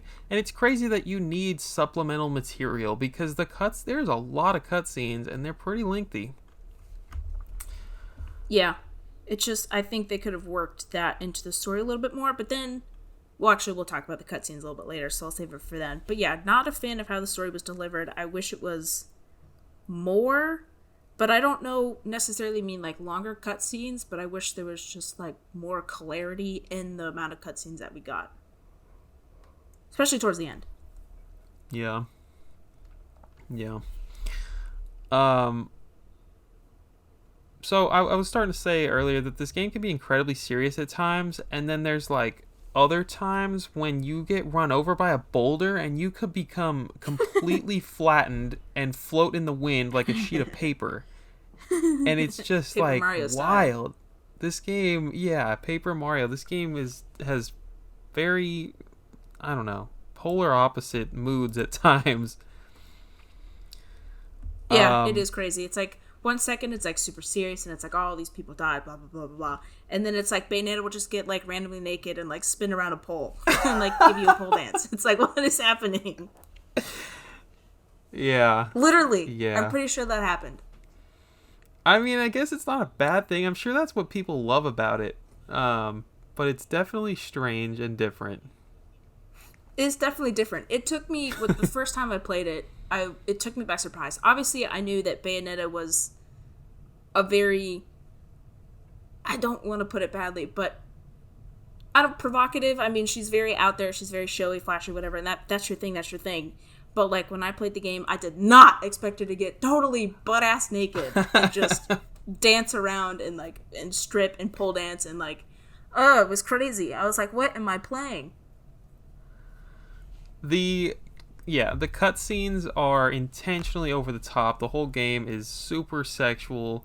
Some examples, I guess. Final attack on a boss is called the climax. I thought this was funny. Yeah. One of the last levels, you hop on a turret, but you don't hop on. You literally hop on because the button to use the turret is press X to ride. Okay? It's so funny and it's just over the top.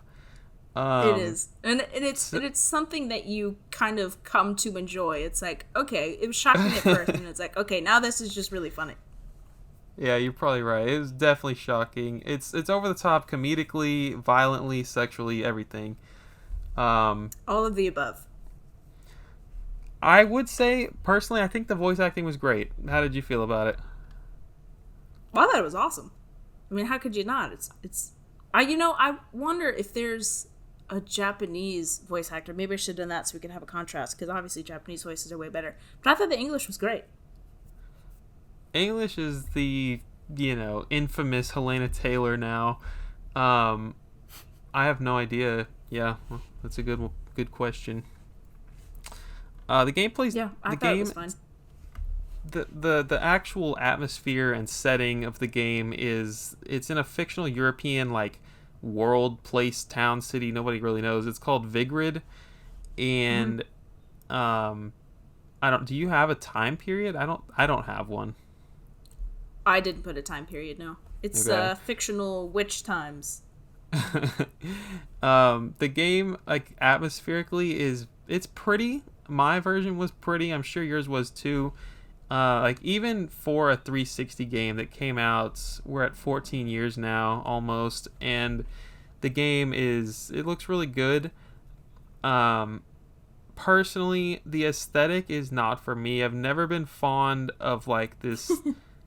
To me, the best way I can describe it is the game is just constantly looks like it is in very high contrast, and I don't like it. Okay. Very nice. So, I guess what I have, I'll just go through setting and atmosphere of what I wrote down. So, for the setting, obviously the gameplay takes both place in the real world and an alternate dimension that mirrors the real world, called Purgatorio. And what happens in Purgatorio can't, like, directly be seen by the people in the real world, but it can, like, affect it with, like, a gust of wind or, like, something like a trash can flying across the street or something like that people wouldn't really notice. Most of the time, the game takes place in, like, religious, like, locations, like cathedrals or, like, temple kind of buildings or, like, ruins. And also, a huge portion of the game is also played on, like, moving structures, like buildings and clock towers that kind of, like, falling, which I think we'll talk about a little bit later. But what I have for atmosphere, and I wrote this down while I was playing it, is culty meets Salem witch trials. Huh. So just, like, dark and very contrasty, like you said, and it's like, I don't want to say it's exactly like, but it's like got that dark kind of mysterious atmosphere that like Twilight Princess does, but I don't think as well. Twilight Princess looks way better, but that's actually a pretty good comparison. That's really good, actually. It's just dark, it's moody, it's mysterious, stuff like that. But yeah, it's not, if you want like a very bright, happy, fun, colored game, this would not be the one for you.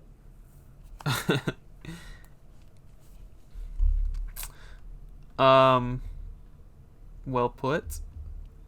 Thank you. I think also on the I guess I didn't get to talk to you about the cutscene, or you didn't get to mention anything about the cutscenes. I would say that it does a great job of transitioning from gameplay to pre-recorded footage. I thought that was very seamless. I like that a lot.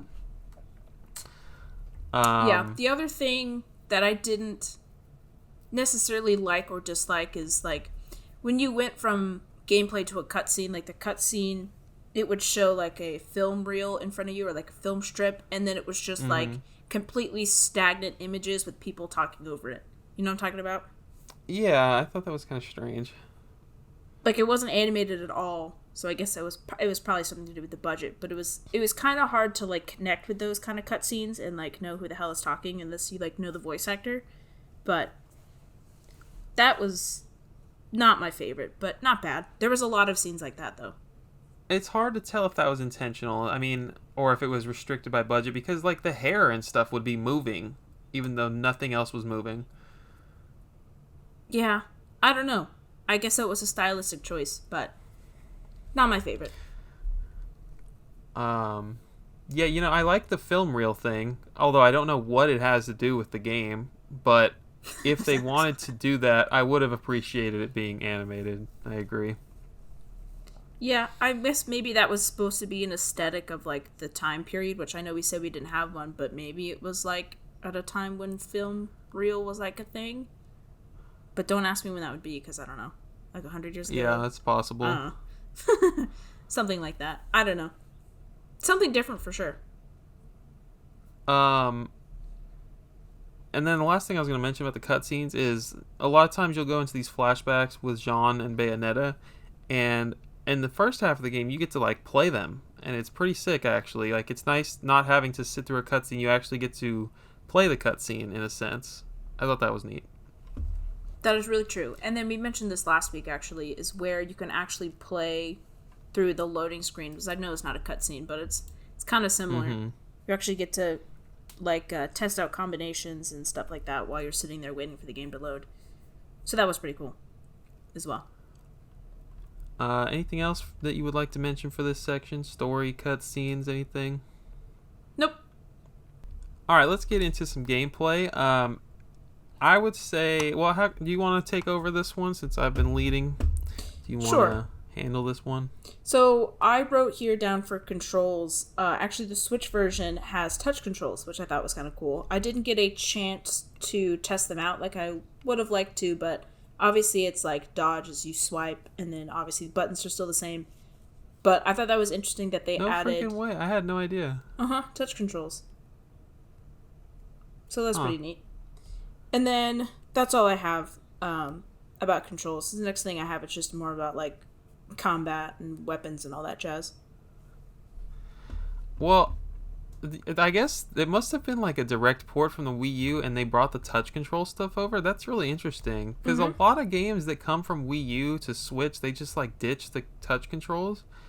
I think I might actually be making that up. I have no idea. Just making but that stuff is up. interesting. Yeah, I would have liked to have tried it out, but I didn't. Yeah, what the heck, Hannah? We're doing a podcast. You have to explore all the features. I know. It's my bad. Right from the get-go, this game is action-packed. I mean, when you get into the very, like, I don't know, 3 minutes the first few cutscenes, you are instantly launched into intense gameplay, and you're given story via narrator as you are slaying these angels, and you have no tutorial. You just button mash your way through, and I mean, it's kind of cool. It's like when a movie opens up with an action scene, and you have no idea what's going on, and it ends up like being a flashback for later or something. But it was pretty interesting. They might have been doing that to kind of like set you up for the next 6 minutes of cutscenes you have to sit through or whatever. Yeah, probably. But I could not follow what was happening with the story while the intro was happening. That's funny, because like the first, exactly what you're talking about. You're like floating on like a piece of debris that's falling. That's the part you're talking about? Yeah. So that part, because it's the first part where it's like timed and you have to fill up your magic gauge and then do like which time, blah, blah, blah, blah. But like every time you get hit, it takes them away. Anyway, that portion, it's 3 minutes timed, I believe. And that portion took me like 1,000 tries. I was like, why can I not get this? Because there's a bunch of enemies coming at you at once, and you have to dodge at the perfect time and then hit this combo and do this, blah, blah, blah. But if you hit, it lowers your thing. You have to start from zero again. And it took me so long. I was like, I remember why I hate this game, and I don't ever want to play it again. But after I got past that, it got better. But it was very overwhelming. It's like, it was so tough. Am I crazy, or did you feel the same way? Which part is it? It's like, it's when they're teaching you like the actual mechanics, like how to fill up your magic gauge and how to use witch time. You're literally falling on a piece of debris. No, I mean, I didn't struggle. Well, I guess it's just me then. I was like, man, I started this on normal, and now I'm gonna have to go back down to very easy. I don't know why it took me so long. Just for the tutorial. I was like, this is not for me. But I got through it, don't worry. And then struggled ever since. But yeah, that was like the opening part. So you just to like give people a little oversight, I guess, for what the controls are like for this game. You have your gun. Oh, I guess we can save that for combat, but you've got a dedicated gun button. You've got the two dedicated punching and kicking buttons, and like one of them is like dedicated heavy and one of them is like a lighter punch or whatever. I'm looking at the manual now, and it says you can lock on. Did you ever lock on? I did, yeah.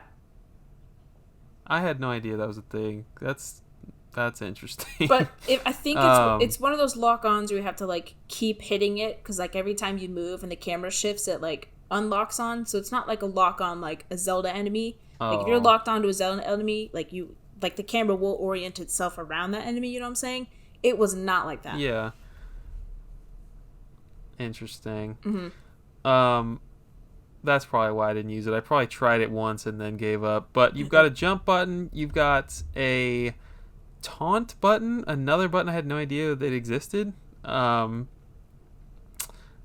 can change weapons with the flick of a single button, and then you have evade, which we'll talk about in a little bit. So other than that, the combat is very hack and slash oriented. It's like smash as many buttons as you can, which was my was my technique. But obviously, if you want to get more in depth and actually know what you're doing, there's like actual combos that you can click. It's like X X X A, and it's a bam, big move, or it's like X X Y X, like that's like a combo. And then once you do that, you get like some cool special attack where she probably takes off all of her clothes and smacks the enemy or something like that. I certainly did not take the time to learn a bunch of combos. And I never felt like I needed to. Because you could just smash buttons, right? I mean, yeah, it was like I was doing combos, but it wasn't by choice. It was just, I happen to press Y or X in this order this time. Right. So besides the normal attacks that we talked about and like the normal combos that you can do, there's also torture attacks, which are when Bayonetta fills up her magic gauge, which you can do by avoiding getting hit by the enemy and also using witch time perfectly. And they're pretty freaking brutal. Like the normal enemies that you get that come, they're angels or whatever abominations are called. There's ones where you force an angel creature into a guillotine and then you cut its head off. Yep. And then there's another one where you force one of them angel thingies into like a giant spiky coffin and then you slam the lid closed. That's another one. And then of course there's like more special torture attacks that can be performed with like the bigger bosses that are like special to that particular boss. I didn't write an example down, but they're all pretty brutal and just blood everywhere. And some of them are questionably sexual and brutal. Like, it's like the one where they throw an angel onto the horse. Oh, yeah. I was like, is this sexual right now? Like, I'm not even sure. It's like, I know which one you're talking about. It's like the female-esque looking ones. They're like lighter. They're not quite as scary looking. And they have like flowers, like petal-y things come out of their heads. I know exactly what you're talking about. I was like, well... I guess, you know what, maybe a motif in this game is, like, pain is pleasure, and that's just not my thing. You know? Now that I I'm thinking guess about it's it, possible. that's got to be a major motif. That's just not my thing. But yeah, some of them are pretty I brutal. do think that I enjoyed the brutal ones. I think that the spiky thing, I believe that's called an Iron Maiden. Whenever you Oh yeah, you're sandwich totally someone right. in there, Yeah, you're totally right. um, they're pretty cool. It's a very gory game, no doubt about that. Definitely. Um, They're all really interesting. what There's else? also like a spiky ball comes and flies and just like totally obliterates the enemy.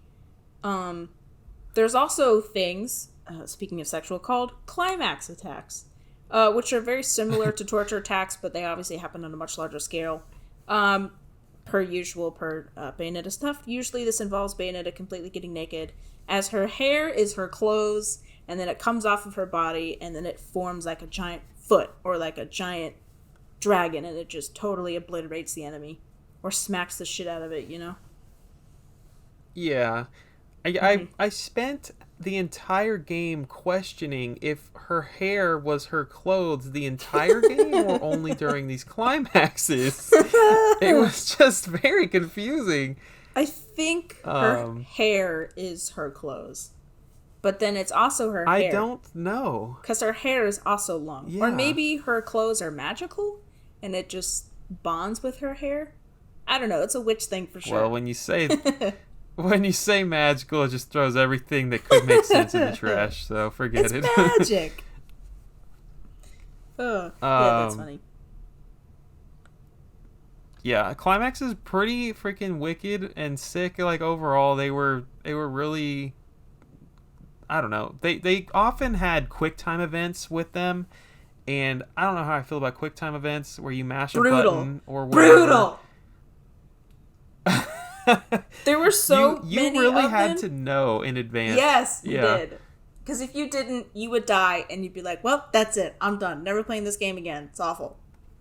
Well, so like there's like ones where there's a gauge, right? You have to mash X or whatever until it's full, and that equals how many points you get.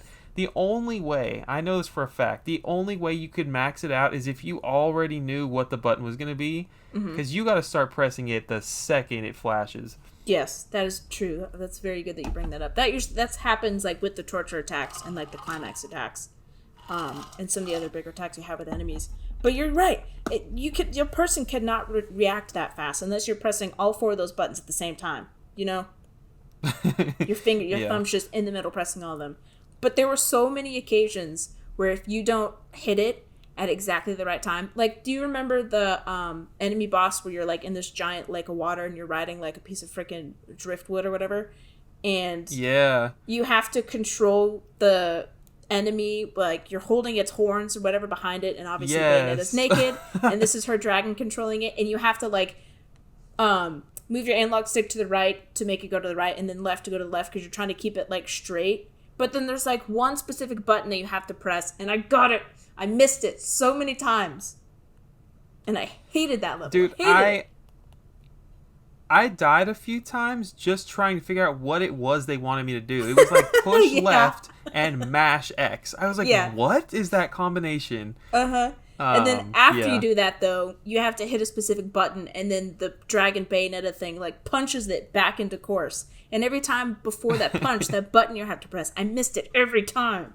It made me so angry. So this dragon, for those of you trying to understand, it's made out of hair, okay? It's just, it's Bayonetta's hair. And it's huge. I mean, this monster Yeah. is huge. Bayonetta is like an ant compared to this monster. And then the hair dragon is holding onto its horns from behind, and you're trying to steer it straight to hit. What are you trying to hit in the middle? Is it another kind of enemy or something? You know what I'm talking about? I don't remember. Like, why are you trying to steer it straight? But yeah, I think you're trying to crash it into, well, no, I don't remember, but yeah. Something like that. But it's Everything about this game is so cinematic and epic. I mean, over the top is the only way to describe it. I agree. That's a very good way to describe it. The next thing that I have here is weapons. You talked really good about this. a little bit ago. But there's tons of weapons you can add to your arsenal. There's 2 guns that are attached to her heels, which is like a classic Bayonetta thing. You know, she like throws her legs up in the air and then her guns randomly land in her hands, which is just perfectly cinematic, right? But there's also 2 guns just in her hands that you can hold, and there's also her famous sword, which is her what is it called? Katana. And then there's all sorts of like upgrades and stuff that you can go to Rodin's shop and specifically get, oh, this sword that does this, blah, blah, blah, blah, blah. This that does this, blah, blah, blah. But there's also temporary weapons that you can pick up. There's like the clawed gauntlets from those 2, like, I don't even know what they call them. Like wolf-esque monsters, I guess, that have claws and they kind of swipe you, whatever. You can pick those up temporarily until they break. There's also like a large pole axe thing, and then you can use that to do a special attack, and of course it's Bayonetta stabbing the weapon into the ground and then spinning around it like a stripper pole.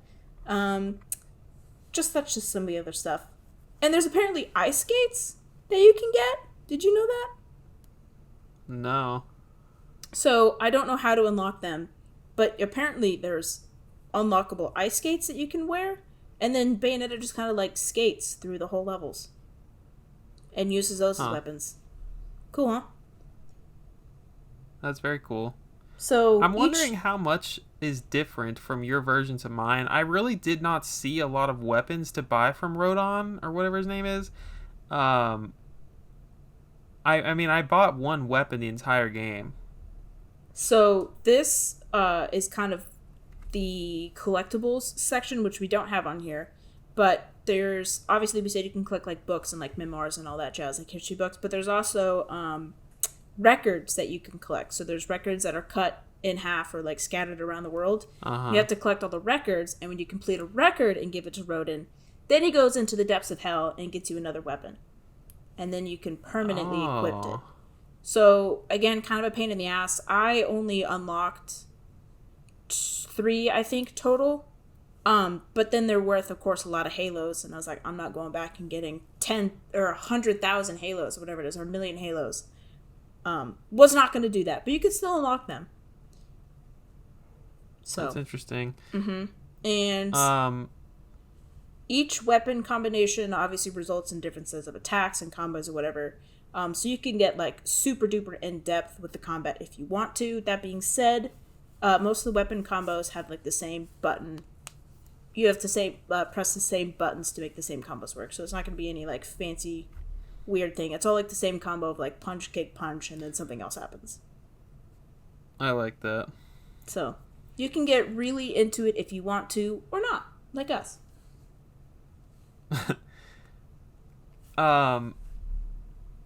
Yeah, so I mean, are we talking about the weapons and items that we purchased in this section? We can, yeah, if you want to. Well, where else does it go? I was gonna say, well, it's part of my dislike section, I'll say that.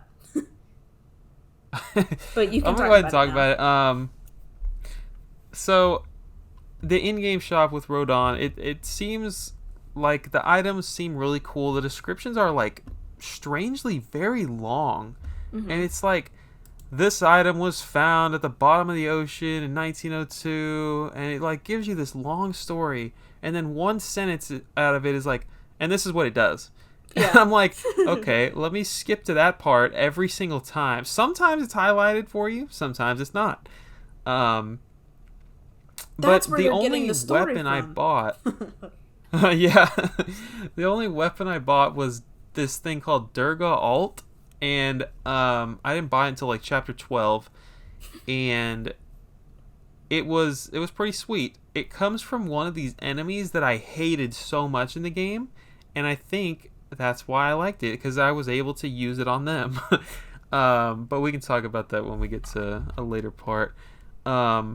Most of the items cost so freaking much at this shop. I mean, it took me several levels to unlock anything. And that's part of the reason why it was the only weapon I bought. I guess the other part would be that I didn't unlock a lot of weapons, so... That's definitely part of my dislikes, and we'll talk a little bit later, but I did not like the way that the shop was laid out at all. That bothered me a lot. I guess as far as other combat maneuvers that I purchased, because you can do that, you can buy combat thing, like moves. I bought the ability to dodge in the air. Me too. That's the only one. That's the only one that I bought. Yeah, so just to like quickly go over the dodge mechanic, you can a big thing in this game that is pretty much a requirement is to dodge right before you're attacked, and that takes you into something called witch time, which slows down everything around you. It's pretty tough at times, but it is a requirement, and it is the simple tap of RT, R2, whatever you want to call it, ZR, and yeah, and yeah, so you can't dodge in the air, but you can unlock that, and that ended up being a huge help for me. Yeah, witch time and learning how to dodge is absolutely essential. You will hate this game if you do not know how to do it, because you will die anytime you're attacked by like 2 different enemies. Like, you have to be able to dodge at the perfect time. And of course, if you do successfully complete witch time, it also fills up your magic gauge, which then obviously you can do torture attacks and climax attacks, which makes battle so much easier. But it is absolutely essential to learn that immediately. And then again, dodging in the air was nice. I think it's stupid that you have to buy it, and it was really expensive, but still very nice. It's like 100,000 halos or something. Oh, it was so ridiculous. We'll get to that into the dislikes, because I have so much to say about it. It's not even funny. But on the topic of enemies, do you want to talk about enemies? Yeah, that's fine. All right, so we said this earlier, but the enemies are like total perversions of like religious figures and entities. Total, just absolute abominations. So archangels are the demon-looking ones that come at you. They're the winged creatures. They're like the ground level enemy. You're going to pretty much encounter them in every level, so get ready for that. And then the boss fights are things called cardinal virtues. Cardinal virtues, which are like the agents of Paradiso, which is what I called it, which is like the heaven entity, if you will, that are supposed to be representations of the most divine creatures in that world. These creatures are usually freaking... And they're disgusting. And they're awful. They're abominations, like I said. These creatures are usually massive, so the boss fights are all pretty, like, unique and cool. Sometimes Bayonetta fights these creatures while, like, jumping from falling debris, like, building pieces. That's really cool. So, like, parts of the building, like we said in the tutorial, like, slowly falling down, you'd have to, like, perfectly time the jump, which is another action sequence that you have to know, from piece to piece to piece to, like, get closer to the enemy, or stuff like that. I mean, these enemies, they're massive, especially the final boss, which is, like, a giant rocket ship that shoots into space, and it's, like, a giant statue. They're huge. So I think we'll talk about that a little bit more in level design, but the way that they made bosses accessible to such, like, a small ant creature that is you, I think is really neat. Yeah, they're humongous, they're hideous, they're very difficult, but I think above all else they are cinematic, and they make it a big deal when you come onto one of these, what is it, virtue? Cardinal virtues. Yeah, they make it a big deal. They make this big, like, giant book come on the screen, and it's like, this is who you're fighting, and it's cool. It's very cinematic. Also, one of them talks, and it's like, wah, wah, wah, wah, wah, wah, wah. You know what I'm talking about? Yeah. He's like Charlie Brown. Speaking in some kind of, like, weird language. But they're, like, all the faces are, like, ivory white, and they're, like, upside down, and they're on this, like, weird mechanical gold shiny halo abomination. That's literally all that I can say, because that's what they are. You know what I'm talking about? Yeah, the face is like a porcelain doll or something. I mean, yeah, it's exactly. It's pretty disturbing. Yeah. And then there's this one that you kind of encounter throughout the game until you finally beat him, but he shows up like 3 or 4 times, and you're like, dude, I've already kicked your ass. Get out of here. He's the flying one. Huge. I know you know what I'm talking about. Yeah. The want one. Yeah. The enemies, I think, in terms of diversity, you're always going to fight, like, those bottom level archangels that I mentioned earlier, but there's also, like, the poor female-esque angels that you put on the wooden horse thing in torture. There's those. There's also two, like, wolf lion ones. Like, one's flamey and one's not. Those are a pain in the ass. I hated those. Then there's also the ones that give you the claws. They're, like, bipedal wolf things, and they kind of scratch at you with claws while walking around on their feet. And then, of course, there's, like, the bigger bosses. Good.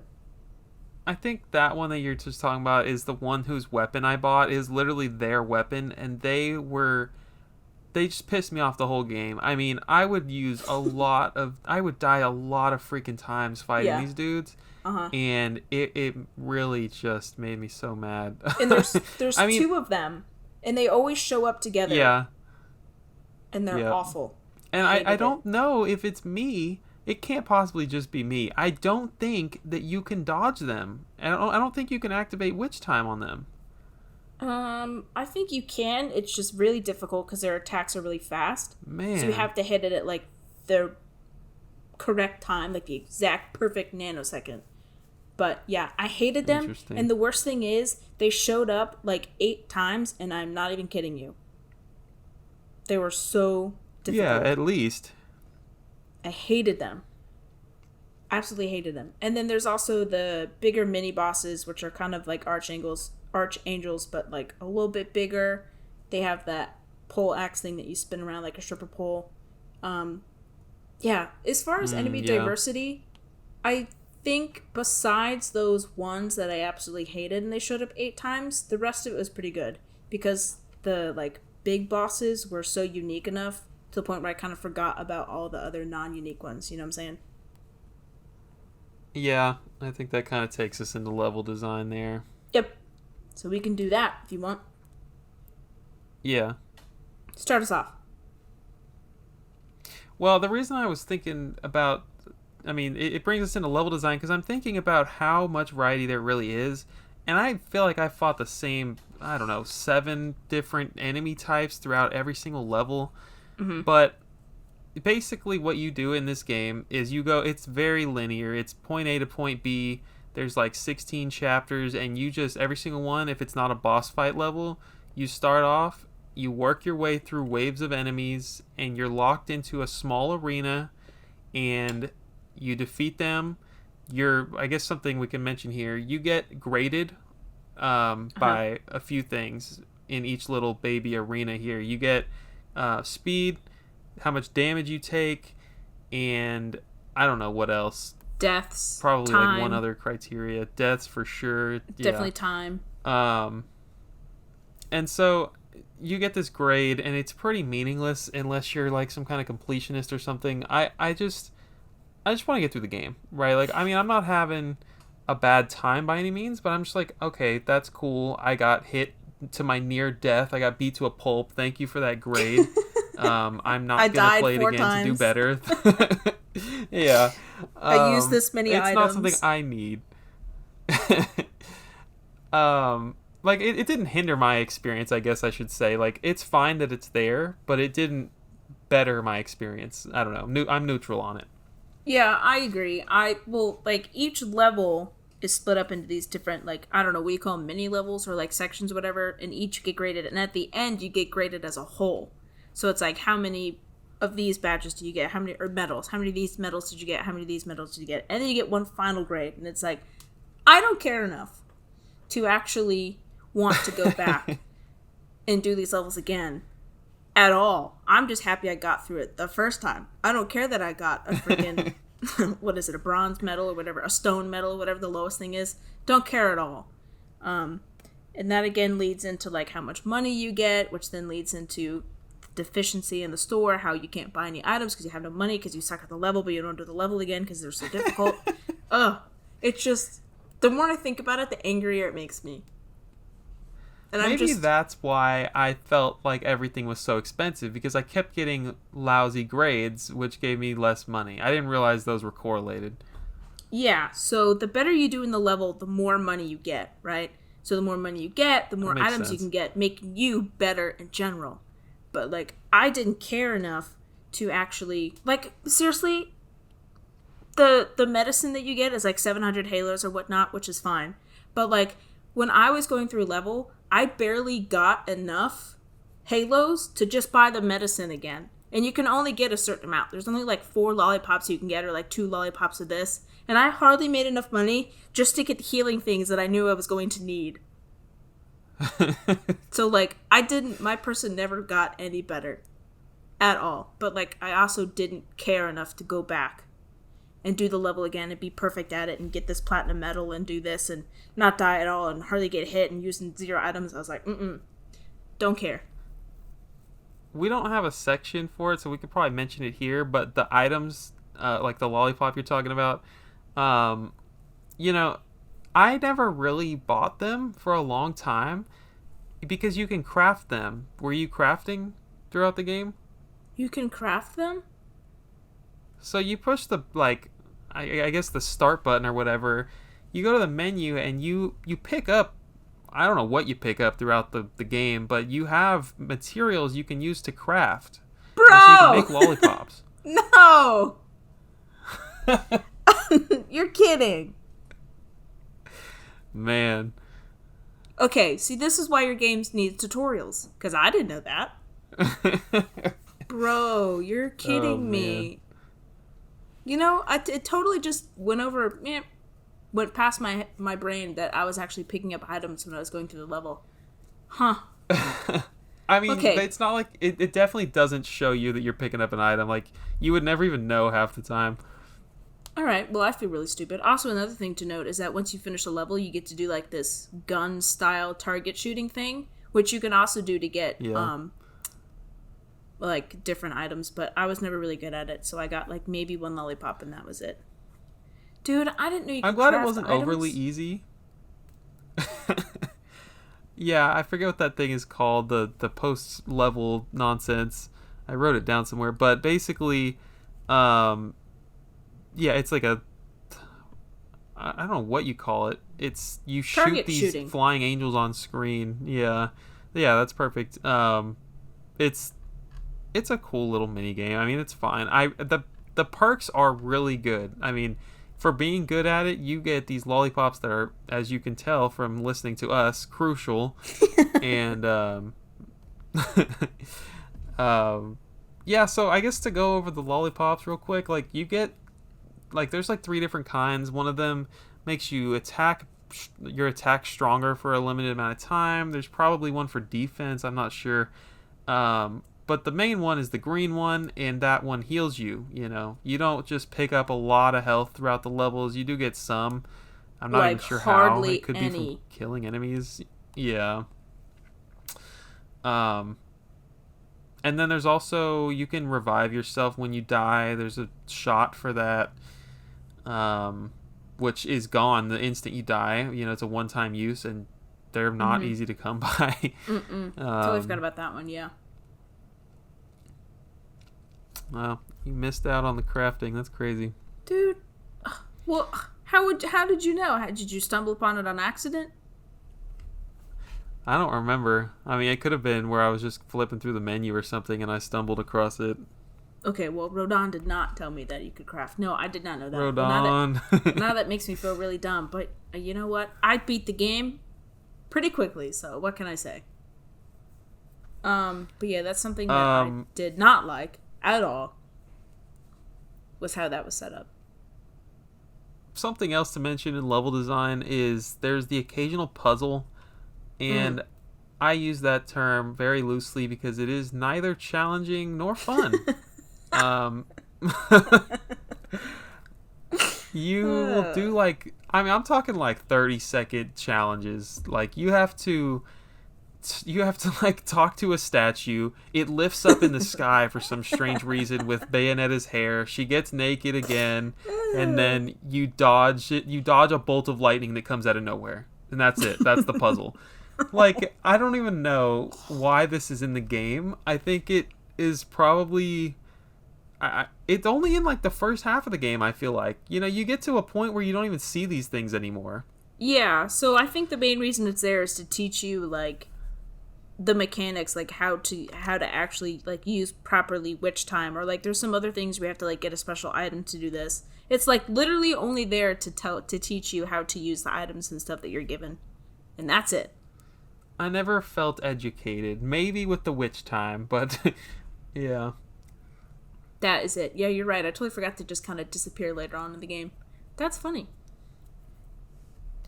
I mean, that we pretty much just walked you through the typical level 1 through 16 right there. If there's a few levels that are exclusively cinematic massive boss fights, and then the rest of them are straight up hack and slash mini arenas. It's super repetitive, I feel like. Yeah. And you're mashing 2 buttons, doing these random combos the whole time. You start to look forward to the climaxes and what's the other one called? Tortures. Whatever. Torture attacks. Yeah, you start to look forward to those occasional tortures because it's a difference between just mashing the same 2 buttons and doing these combos. And let's talk about the gun for a second. Why is the gun even in this game? It's sucks. So weak. It does nothing. It's trash. I don't know. I was curious if you were gonna have. I was curious if you were gonna have the same experience as me, and it sounds like you did. It's super weak. Oh, definitely. And it's not even like it knocks the enemy back or like knocks them out of their attack or like nullifies attack or anything. Yeah. It literally is just like if you are dodging and you back away, you can like shoot at them until they reach you again, and then you can fight. But even then, it's like I'd rather just go like advance towards the enemy and kill them quicker than using this gun that literally does nothing. I mean, I can't speak for guns you buy. Maybe they get stronger, and I stuck with the stock gun the entire game. Yeah. But I mean, saying that out loud, actually, now I feel kind of dumb. Maybe it does get better, but the stock gun, not good. Agreed. Not good. And then I think another thing we should mention is that not frequently enough, might I say, there are portals to hell, which you can get, like, restock on your healing and buy new items and blah, blah, blah, blah. But then there's also a thing called Alfheim portals. I think that's what they're called, but you get transported to Alfheim, and it's like it's basically just a challenge level. It's like, can you beat this set of enemies in this amount of time? Can you beat this set of enemies without getting hit at all? Can you beat this set of enemies without dying? And then I never completed one because I was like, too hard for me. So I don't know what the actual reward is, but I assume you get some kind of reward. Yeah, a couple of times I found those on accident, and it was like, I thought I was going the correct way. But no, I don't think I beat a single one either. They're very difficult for sure. They're awful. But I don't think, personally for me, there was not enough places to like save and get new items, but that's probably just because I was really bad and I used all my items like in one boss fight, and then I didn't have them for the next one. But yeah. And then also, the world never really rewarded you for like exploring. Like I talked about this last month, one of the things I love is when developers absolutely just put like chests and like hidden things and lore and like books and whatever to like explore, and they reward you for, you know, going down that extra path that you think there's probably nothing going to be there, like going around the corner and finding like hidden tunnels and stuff like that. I love that. This game had none of that. Absolutely none. Even if there was something, it was just like one of the Alfheim portals, or like maybe even just a teensy beensy little bit of health that like doesn't even really help you at all. Hated it. Not fun at all. It was like a hassle to destroy the basic pot on the ground. Like sometimes it's too low for my gun to reach, and I have to go and like walk all the way over there, freaking smack it with my leg, and then like 10 maybe times. Get a piece of health or a halo or something, and it's like so not rewarding. And I agree. Yeah, it slows the game down a lot for sure. But yeah, there's nothing to explore. I think this can take us into Unlockables pretty good, pretty smoothly here. One thing I would like to talk about is like when you do see the occasional unlockable, or not unlockable, but collectible, like thing to collect. Yeah, we call them collectibles. You can. Welcome back to the Collectible Podcast. You can get like there's one thing there's a bird, there's a crow, and you have one shot at this thing. It's on the ground, and if you see it, you're probably too late because it's gonna fly away. Yep. And I forgot about that. I don't even know what it unlocks, to tell you the truth, but man, picking that up and being like Lord knows I'm not playing the level again, but if I see it fast enough to get it, oh man, I feel like a monster. Like, heck yeah. Dude, I think probably the entire Basically, game I got like 3 crows, and that was it. And there's like hundreds, right, I feel like. yeah. Like, okay, to explain it a little better, you see a crow literally sitting on the ground, and when you walk up on it, you can press X to capture it. But you have maybe 2 seconds to figure out what is happening on your screen, let it get to your brain, and then get to your thumb so you can push the button. Yeah. Yeah. What else? What else is there? There's records we talked about. Yeah, there's also books and stuff that have like lore. I don't know. I can't. Oh, and then there's also, if you collect 4 witch hearts, very classic to like Zelda games, you get like a full piece of witch heart, which increases your vitality, which is your health metric.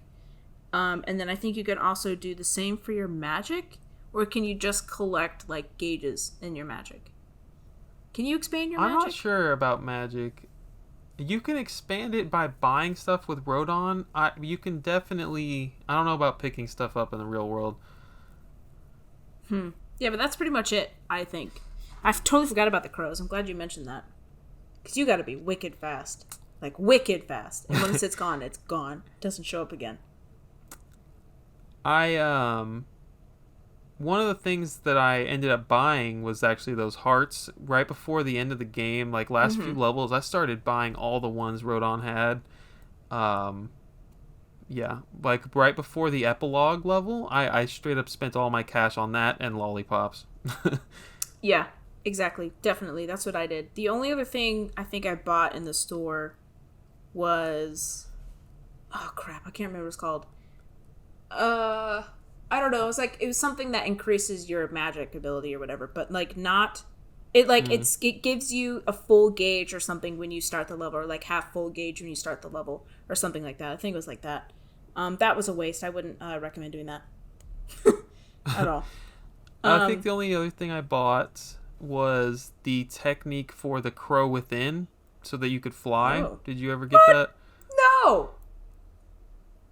So you can turn into the panther. That's like a given with the game, and so you run really fast, and that's kind of cool. Like there's like one puzzle that uses it, and then the rest of the game I just used it to quickly move places. But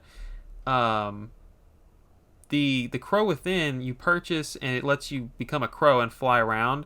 Honestly, I feel like I used that. I never ever used it in battle, but I would use it to like I don't know, like I definitely use it a lot on like one of the last levels of the game where there's like lava everywhere, and so I could just easily fly over it. I don't know, it came in handy in a few places. That is sick. I did not know there was one. It's like it was so pointless for me to go look at the shop for things that I could get because I know I could never obtain them. So I just never looked. Yeah. Yeah. But I did look up some unlockables. Not that I unlocked them, but I thought it was really interesting. There's like so freaking many of them. So one of the first things that you probably notice when you beat the game is after you beat the game in normal mode, you unlock hard mode, gallery, and handguns.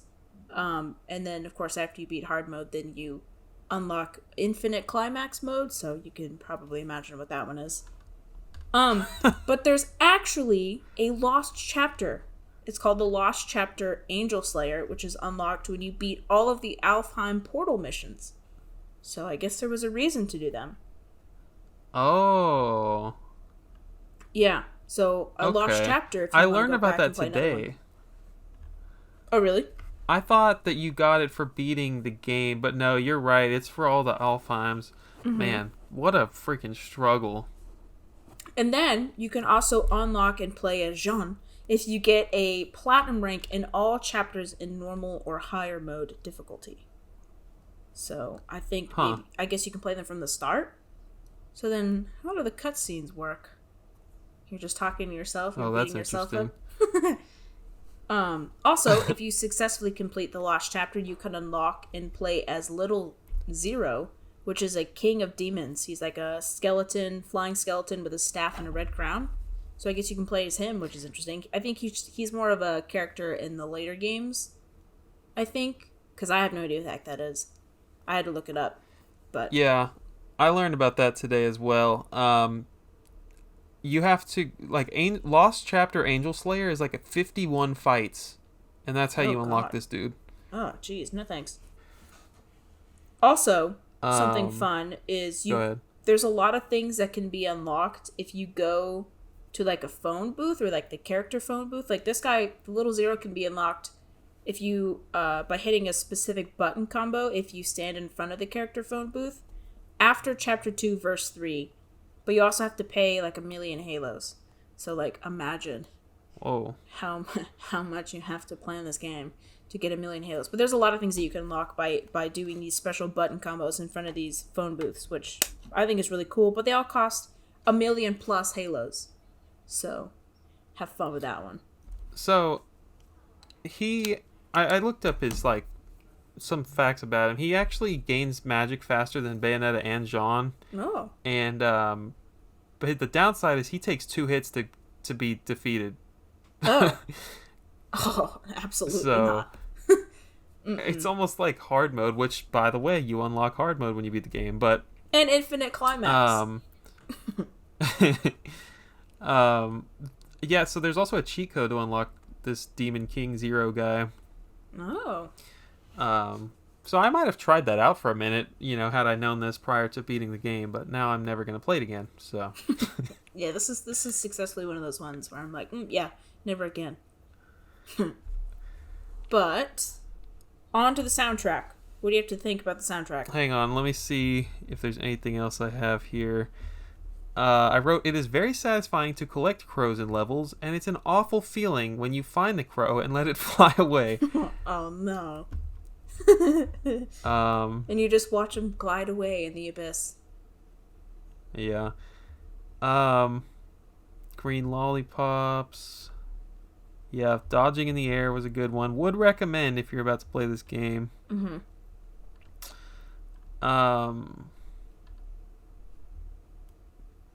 Oh, okay, so the last thing I wanted to talk about was being able to walk on walls. It's really not utilized in the game. And like there's a couple of times where you have to do it, and like late in the game, maybe chapter 14, 15, you have to do it, and I honestly I'm stuck because I haven't used it in like 6 or 7 chapters. I forgot it was even a feature. Uh-huh. I just feel like it was something that could have been skipped or could have been used more, maybe if I don't actually know, it was just a lame feature, period. It was just not a great one. You're doing the same thing that you do on the ground except on the wall. There could have been puzzles, there could have been a lot more ways to use it, but it was just pretty lame. Yeah, I'm pretty sure I remember there being exactly one puzzle where it was used, and I guess it was just kind of to teach you how to use it. And then I also kind of forgot that it was a thing. I think there's one boss fight with Jean that you use it for. And then I don't know if they use that to kind of set up the fact that you can walk on walls and stuff during like these intense battle fights and like walk in 360 around an object or like climb up this wall and do that. But it's not like climbing up the wall.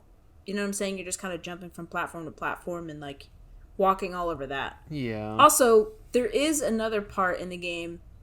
It's very towards the end of the game where you have to jump onto the wall and then you have to jump onto these platforms that are constantly appearing and reappearing and disappearing. Exactly, yeah. And I was like, oh, I hated that. Because there was only certain platforms that you could stand on. And then if you were on one that you couldn't, you'd plummet back down to the ground and inevitably die.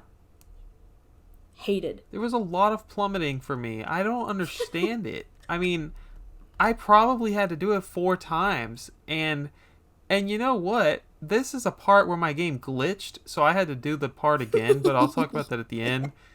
But yeah, like that was, I'm glad you brought that up. I didn't think anyone would, I wasn't sure if anyone would feel that same pain, but yeah, what the heck was that part of the game? That was so obnoxious. I had to do that part. I don't even understand. So many times because I kept falling.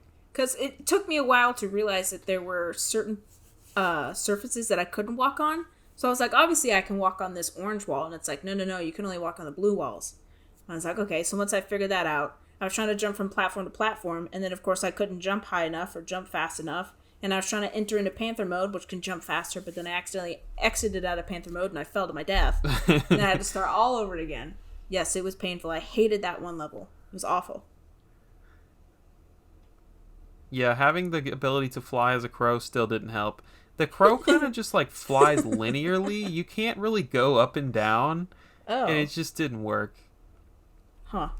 Well, I guess it was better than nothing. But yeah, the Panther was useful just because it was fast and you could get through a level faster. It literally did not do anything else, in my opinion. Yeah. We can do soundtrack now. I didn't really have that much for soundtrack. It was just during the cutscenes, it's like very mob bossy, old timey, kind of like weird jazz.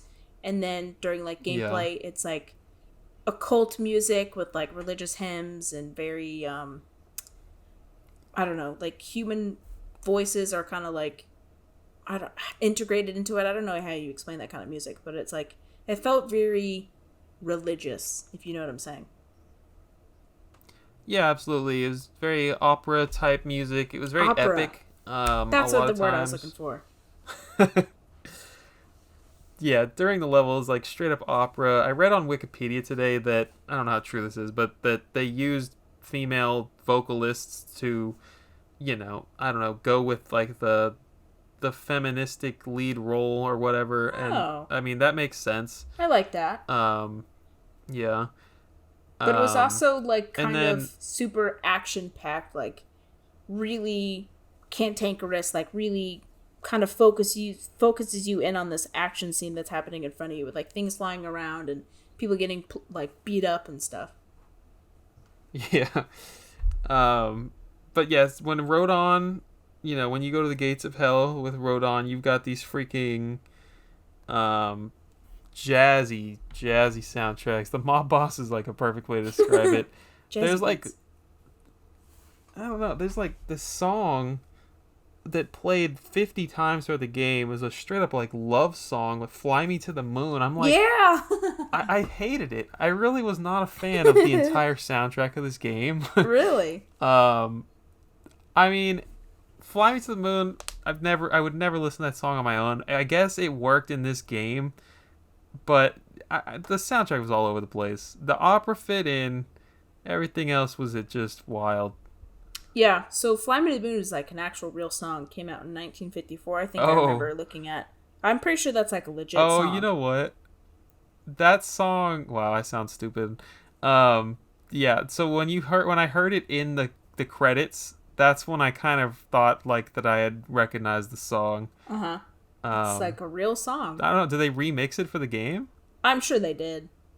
But okay. Yeah, I agree that the song choice was kind of. I liked how it was themed depending on like where you were and where you were going, but it was all over the place. Fast paced, slow paced, jazzy, like super action packed and epic. It was all over the place. Crazy game. With a crazy soundtrack. Over the top, for sure. The next thing I have is graphics, which I think we kind of talked about a little bit. The combat in all the versions, as far as I could tell, was very fluid.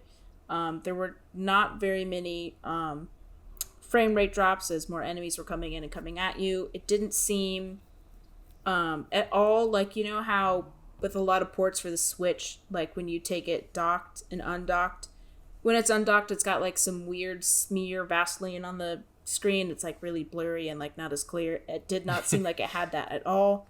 It all seemed pretty good. The textures were nice. Things were moving smoothly. So I think it was good.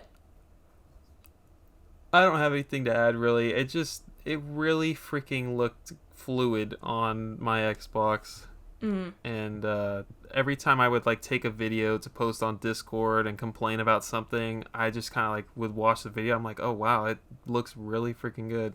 Yeah, I think there's no bad version to play unless it's a PS3 version. That's unupdated, I suppose, right? Yeah.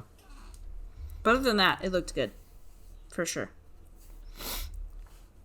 And then we got a lot to talk about with this next part. Yeah.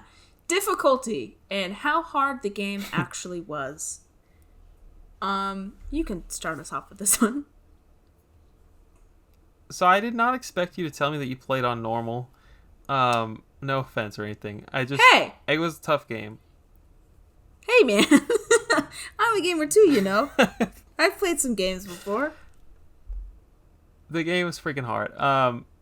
I'm going to tell you right now, Chapter 2, Final Boss, I died about 10 times. Chapter 2, okay. There are 3 difficulties when you start this game. Very easy, easy, and normal. Mm-hmm. And the first 2 say automatic on them. I have no idea what that means. You? No. Okay. God knows what that means. I made it through the first 3 chapters on normal. I get to chapter 4, and it's this boss fight with this guy named Fortitudo. Okay, anyways, beat it on my first try when I was on easy mode, but I straight up had to drop down to easy mode. Like, I was like, maybe it was too late in the night or something, but I was like, I could beat this with like 2 hours of practice probably, but I am not doing this. And I said, screw it. I'm going to literally drop down to easy mode. Got back to chapter 5, put it back on normal. Yeah. So the rest of the game, I was fine on normal mode. It was weird. It was just, to me, it was like, wow, this is a freaking hard boss fight, and it's going to be something where I have to learn his pattern, and I'm just not up to it. And after I beat the game, I went back and played through that level, and it was like not hard at all. So I don't know if, there's probably a variety of things. I didn't have to heal myself maybe once. Maybe I just needed to buy a weapon. Maybe I just hadn't been upgrading like I should by chapter 4. But it was straight up easy. And I got a gold medal on it. So, yeah. Huh. I don't know. You stayed on normal the whole game? I stayed on normal the whole game. Did not waver once. Yeah, but it's so interesting that I tried it on normal. Thought it was too hard when I first played it like 5 years ago. And then it went down to easy, and then it went down to very easy, and I was like, wow, this is still a really hard game. I don't play this anymore. And then I played it on normal. Of course, I died a fair amount of time. I'm not going to say that I didn't.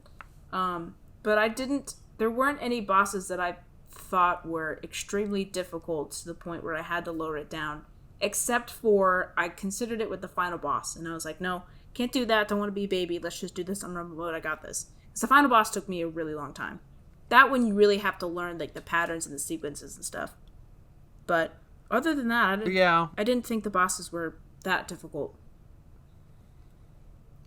I guess we'll save the final boss for later. I think also the familiarity, I don't think I ever beat a boss on the first time. I might have, but I don't think I have. But because there's like those action buttons you have to press this at the right time or else you die. It's the more you're familiar just with the level, not necessarily like the boss's attacks and attack patterns, I think the better off you are. Which, I mean, is not a profound thing to say, of course. The more familiar you are with it, the better you would do. But I think that definitely is for this game. Yeah, I died so many times in this game. I wish it would have given me a count at the end. That would have been fun to share. Oh, that would have been fun. Does it show you how many times you died? It shows you how many times you died in like the level breakdown, but I don't know if there's like a comprehensive one at the end. I died a lot. Let's be honest. Yeah. There's never been a level I didn't die. That's for sure. Yeah, definitely. And I don't know why, but it would like show you the skull and say the witch hunts are over, and it would like give you one skull every time you used to continue. I guess that was like how many strikes you could have towards your record, and after 5 it just stopped counting. It was like, yeah, you're trash. Yeah, I thought it was gonna like do a complete game over like Super Mario 64 where it's like, game over forever, you're done. And it's like, no, I don't want to be done. But then once I reached that 5 deaths, which I have many, many times, it was like, good. You can still start over. You can still start this level again. It's good. So at that point, it's just like, you suck. We're not even gonna keep track anymore. Yeah. I mean, if that were how it was, I would have dropped down to easy for sure. If it was limited continues, there's no way. Oh, but I don't know why they called it I can't imagine why they called it normal mode. That game was very difficult. I mean, like, I always want to play on the medium difficulty, but this one was called easy, and it felt so wrong. You know, it was like they were taunting me with the normal mode, even though it was probably hard mode in real life. Yeah, you're probably whatever. right. I don't Just know. the style of this game, if you're not super used to that gameplay, which I can definitely say that I'm not, it was definitely a lot harder than I thought it was going to be. Like, I went on Instagram and asked people, like, is this game hard or am I trash? And a lot of people said it was hard, which made me feel good. Um, yeah. So, level 4 forward was all normal mode. Went back and beat level 4 on hard mode. I mean, on normal mode. And then got the gold medal on it. So, yeah, you unlock hard mode after you beat the game. No, thank you. It also unlocks handguns, which I don't understand. Like, I'm curious about it. Not enough to play the game again. Yeah, you're right. I'll look it up on the internet and maybe watch some gameplay, but probably not. What I found out today is that when you have when you have more than 1 HP and you get hit, it'll always take you to 1. It'll never take you to 0 and die. Which makes sense. But I just never realized it. Huh. It's kind of like a stamina thing, you know. But yeah, that's an interesting thing. I did not know that. Anything else for difficulty that I wanted to mention? I think that's it. Mm-hmm. Game's That's it for freaking me. hard. Did you struggle with the camera at all?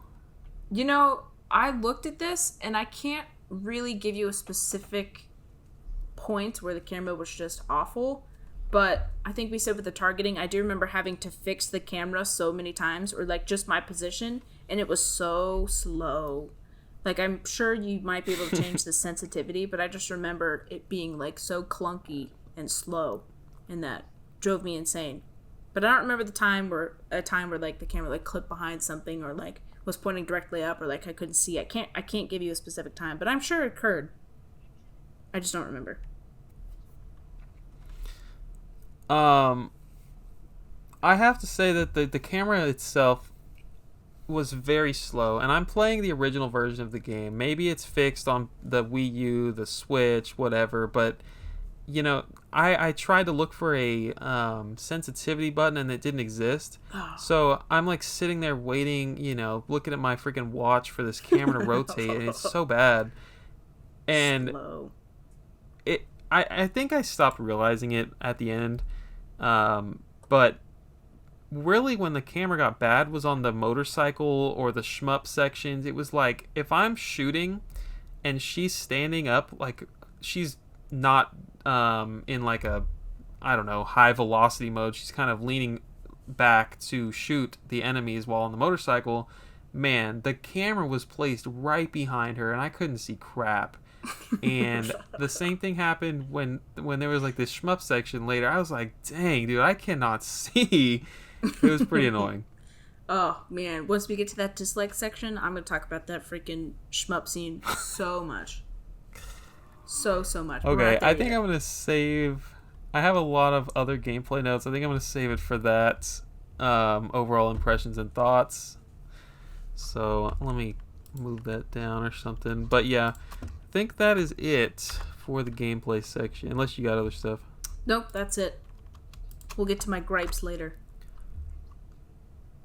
But I guess the first thing we can talk about is how Bayonetta actually became a Nintendo exclusive, which I think is not as interesting as the story as you think it would be.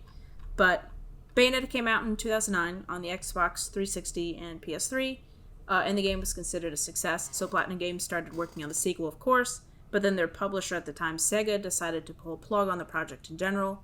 The game sat on the shelf for a long time.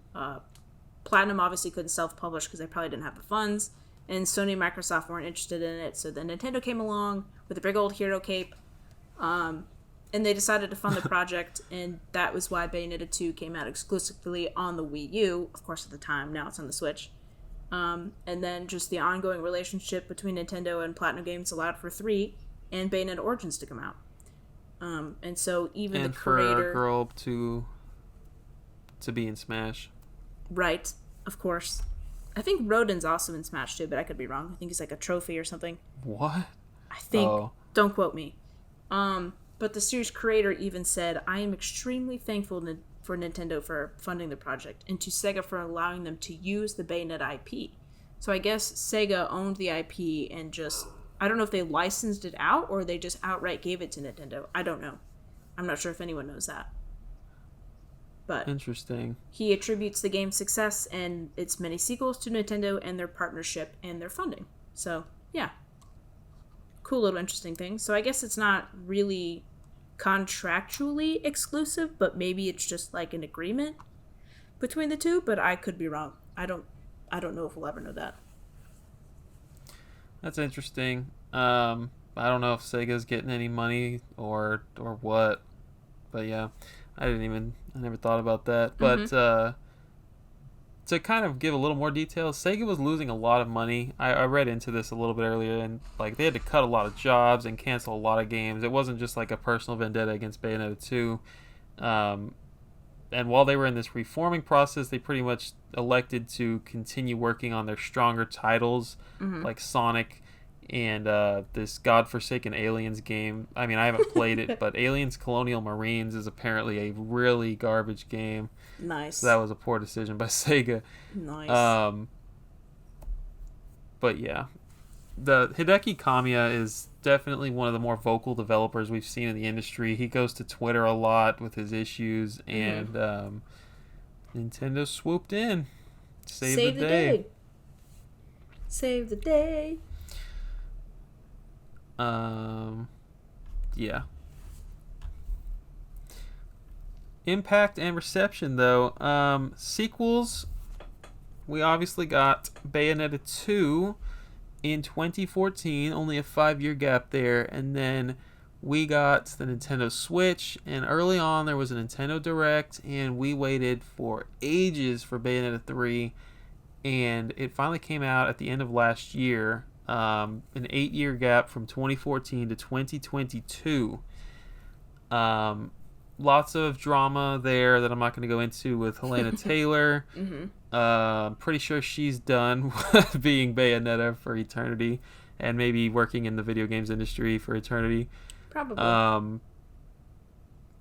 And then this year, only 4 or 5 months since Bayonetta 3, we got, well, that might be a little off, but Bayonetta Origins, Cereza and the Lost Demon, a spin-off with different gameplay, different perspective, different art style. Everything about it is different. And I totally was looking up if the developer was different. I don't think Platinum developed this game. Oh, really? I could be 100% wrong. Maybe it's just a different team. Maybe it's not. I don't know. That came out just this month in March 2023. And it is a Switch exclusive, as you might expect, just like Bayonetta 2 and 3. Yeah. So the timeline, basically, obviously we haven't played the second and third games, but you're able to play 1, 2, and 3, and then Origins is actually a prequel to the first game. So yeah, whether you are the type of person who likes to play things in order or the way they came out, I would say Origins is definitely first as far as timeline goes. Yep. I saw a few thumbnails on YouTube when I was looking into the story and stuff, and I guess the plot gets pretty crazy starting in 2, and like the whole Cereza thing gets convoluted to the point where there may be like a multiverse. I have no idea. Oh no. Not a multiverse. Maybe the new game helps explain that, maybe not. Well, I mean, it was pretty confusing in the first one, so I can't imagine where it's going to go from here. Would you like to talk about the ratings? Sure. This could be just a thought on ratings in general, but we'll get there in a second. So, on the PS3, it was rated 87 out of 100. Xbox 360, 90 out of 100. Wii U, 86 out of 100. PC, 90 out of 100. Switch, 84 out of 100. And PS4, 81 out of 100. Now, I don't know what that says. If it's the same freaking game that's on the Wii U and the Switch and the Xbox 360, but, like, why are they different? How is it possible that the same game that came out, whatever, 15 years ago now? No, 14 years ago? Was an 86 and a 90, and now it's a freaking 84 and an 81. I don't get it.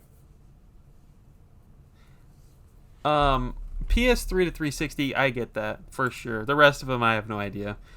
I did look up the IGN score when it first came out. Was freaking 9.6 for the 360 and 8.2 for the PS3. So both great scores, but that is a huge gap. That's a huge gap, and it's vastly different from what it is now. Even if it's like been upgraded and textures are better and blah blah, lighting's better, blah blah blah blah, and it gets lower than the original. Yeah. Are we just harsher in our grading scale, or did we just realize that it wasn't that great of a game after all? Anyway, it's the not game... a 9.6 for me. No, definitely not.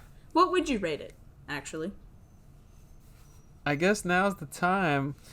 I'm gonna have to give this game a 6, to tell you the truth. A 6? Not bad, but not great. Alright, that's pretty, I'd say that's kind of low. I think it's about a 7. It was not my favorite game, but that might just be because I'm not a super huge fan of the art style or like the combat. I'm not necessarily against hack and slash, but this one was like really hard. Really, really difficult, kind of like really combat oriented gameplay, which is not necessarily my thing. And also there wasn't a lot of story, and you know I love story. But I asked people on Instagram. Story was there somewhere. Yeah, well, it's somewhere. It's kind of somewhere. But the game generally received pretty positive reviews on all systems. It was Platinum's most commercially successful game at the time, but the company was still disappointed by its sales. So, wow. That's interesting. I'm sure they're probably pleased with it now, considering it's been released here and there and everywhere. Multiple times, not even just once. But yeah, I asked people on Instagram what they thought it would be, and out of 268 responses, the little slider thing hovers just between 7 and an 8, but mostly an 8. So like maybe a 7.8. So people generally liked it. I liked this kind of measurement because people were like really honest. You didn't get like people sliding all the way to the right for 10 or like all the way down for 0. It was like people actually took their time to rate it. They're like, okay, well, it was good, it was not good, blah, blah, blah. And they rated it, so it was fun.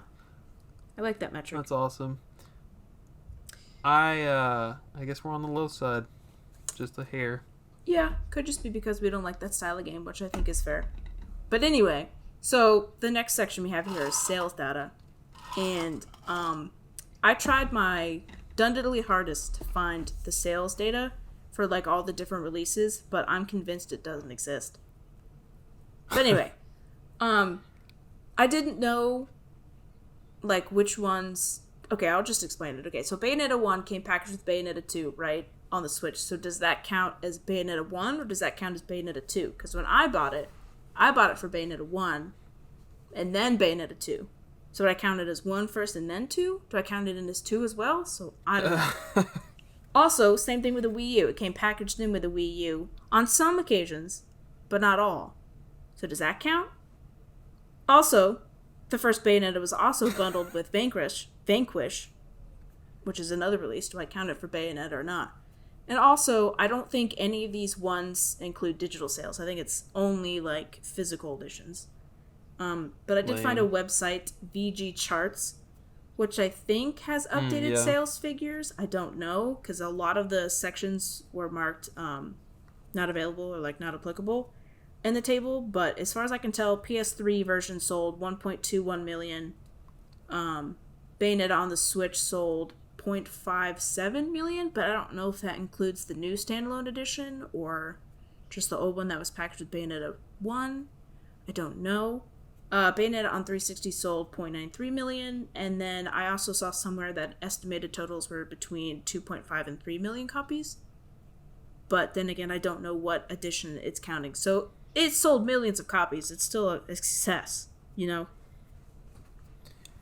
In my mind. What I can add to that is Wikipedia said by 2010, about 2 to 3 years after the game came out, it had sold over 1 million copies on the 360 and PS3. Okay, so Yes, it sold at least 1 million copies, if not more. But yeah, I think that's really interesting. I didn't look to see what the sales of Bayonetta 2 and Bayonetta 3 are, but I assume they're probably pretty similar, as the series has just kind of continued to grow. Yeah, I'm sure 3 was huge for them. Mm-hmm. Even people that didn't play the first 2 are definitely playing 3. All right. Next. I had one thing. Oh, I was gonna say Bayonetta Origins definitely developed by Platinum Games, so forget I said anything. Well, yeah. And then the other thing for this section is, did you know there's an anime film that was released in 2013 in Japan? I did know that, actually, because I also called... saw that on Wikipedia. Yeah, it's called Bayonetta Bloody Fate. So, if there are subtitles, that might be a good one to watch. Cool. Is it like a full 12 episodes or like a mini? It's a film. Oh, it's a film. Oh. Anime film, yeah. Cool. Very interesting. Let's do it. Overall impressions and thoughts. We've kind of been scattering our thoughts throughout the game. Throughout the podcast. Mm-hmm. Let's start talking about this final boss now. Go ahead. Yeah, go ahead. Okay, so I enjoyed the final boss. I think it was just as massive in scale as all the other enemies. Like I said, it's literally like a giant statue that was freaking rocket shipped into space. And getting to the final boss, you have to you play as Jean because Bayonetta has been captured by blah blah blah. I don't know if we want to spoil the story that much, but you have to ride your motorcycle up this giant shaft that's been shot into space, and you have to avoid enemies and avoid lasers, and you have to hit the action buttons at the right time. And then once you get to the top, a cutscene happens and some story happens. Just a little bit of story, no, not that much. And then this giant statue thing called Jubileus comes to life, I guess, and it's massive, it's huge, it's humanoid-esque, but it's got a headdress on or whatever that's got pillars that come out of it, and that's the things that you have to hit, and once you hit all 4 of the pillars, then it hurts it. And the life bar on this thing is ginormosaurus. It's got blue, then white, and then orange, or red, and then orange, and then green, and then done. So once you get past the blue, then it's the white, and then once you get past the white, it's the orange, and then the red, and then you know what I'm talking about? It was so large. And it was difficult, but not as difficult as you think it would be, being the final boss of an already difficult game. Does that make sense? I felt the same way. But yeah, go ahead and continue your thought there. So there's different this boss fight, you really have to understand the move patterns and what kind of attack is coming next, because if you don't, you will die immediately. So the first portion is just hitting those pillars, those stone pillar things that come out of her headdress that shoot into the ground. Also, it's worth noting that the whole fighting arena is like an orb. So you can kind of go around the curvature of the sphere, but not really. You're still a really small playing area. But once you hit those 4 pillars, the upside down face is on the 4 pillars, then she gets hurt, and then the ground becomes lava, and you have to avoid the lava, and then she crumbles to the ground, and then you beat her, and then there's also this attack that she does that creates a warp portal in the middle of the thing, and if you get sucked into it, you die. And then there's also the one that you posted on Twitter where you have to become the panther and run away from these orb things that kill you immediately. That was difficult. That was probably where I died the most. The frozen one specifically. But that's the part where the crow, I could literally cheat, almost cheat, because the crow was such a big help on that part. Really? Dang it. Should have gotten the crow. Yeah. But yeah, that clip that you posted on Twitter was yes, that's exactly what it feels like to play this game. It was so funny. But yeah, there's a lot of stages to this one, and you have to know specifically what to do, or you will die every time. It was not the hardest boss in the game for me because the continues. The fact that this one wasn't just a defeat the whole thing without any continues, it made it possible. Yeah. It probably would have taken me a whole nother hour if I had to do it all in one sitting. But yeah, you could take down 3 of the 15 health bars and freaking continue, and that was nice. Yeah, so Not to say I didn't die though. I definitely died. Go ahead. Absolutely died. But you could play through it, and there's like a checkpoint. So once you get past like the first phase, it's a checkpoint, and then it's the second phase, checkpoint, third phase, checkpoint. So you could continue to over and over and over again. And once you pass that first checkpoint, obviously you just go back to it, which was heckin' nice. But I think towards the end, after like 5 or 6 attempts, I think maybe I realized that I didn't have enough health. This is before I updated my health at all, mind you. I was like, okay, something's not right. I keep dying. So I went back to one of the previous levels and got really, really, really, really good at it. So then I was able to purchase all the witch hearts and then can expand my health by whatever X amount of points or whatever. And then it became a lot easier. But it was at that point where I was like, okay, something might be wrong. So I still had the freaking base health all the way up for the game. Like an idiot. Because I didn't realize that you could expand it anymore. I also didn't realize you could craft things, so maybe that's not so surprising. You would have had a lot more money if you had been crafting. That's the sad part. Well, still beat it. Still beat it. Yes, you did.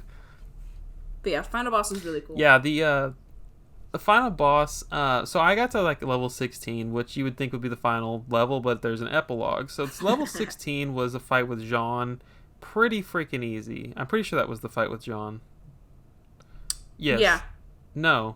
The second to last was the Jean, I think.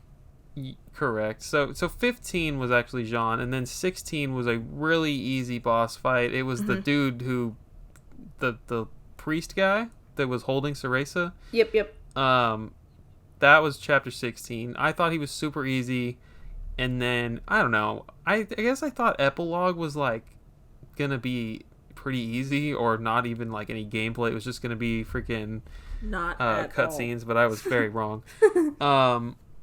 Yeah, so just to prepare, I went and spent all my money on items. I got lollipops. I told y'all already. I got the hearts. I thought it was super cool that you got to play as Jean at the beginning.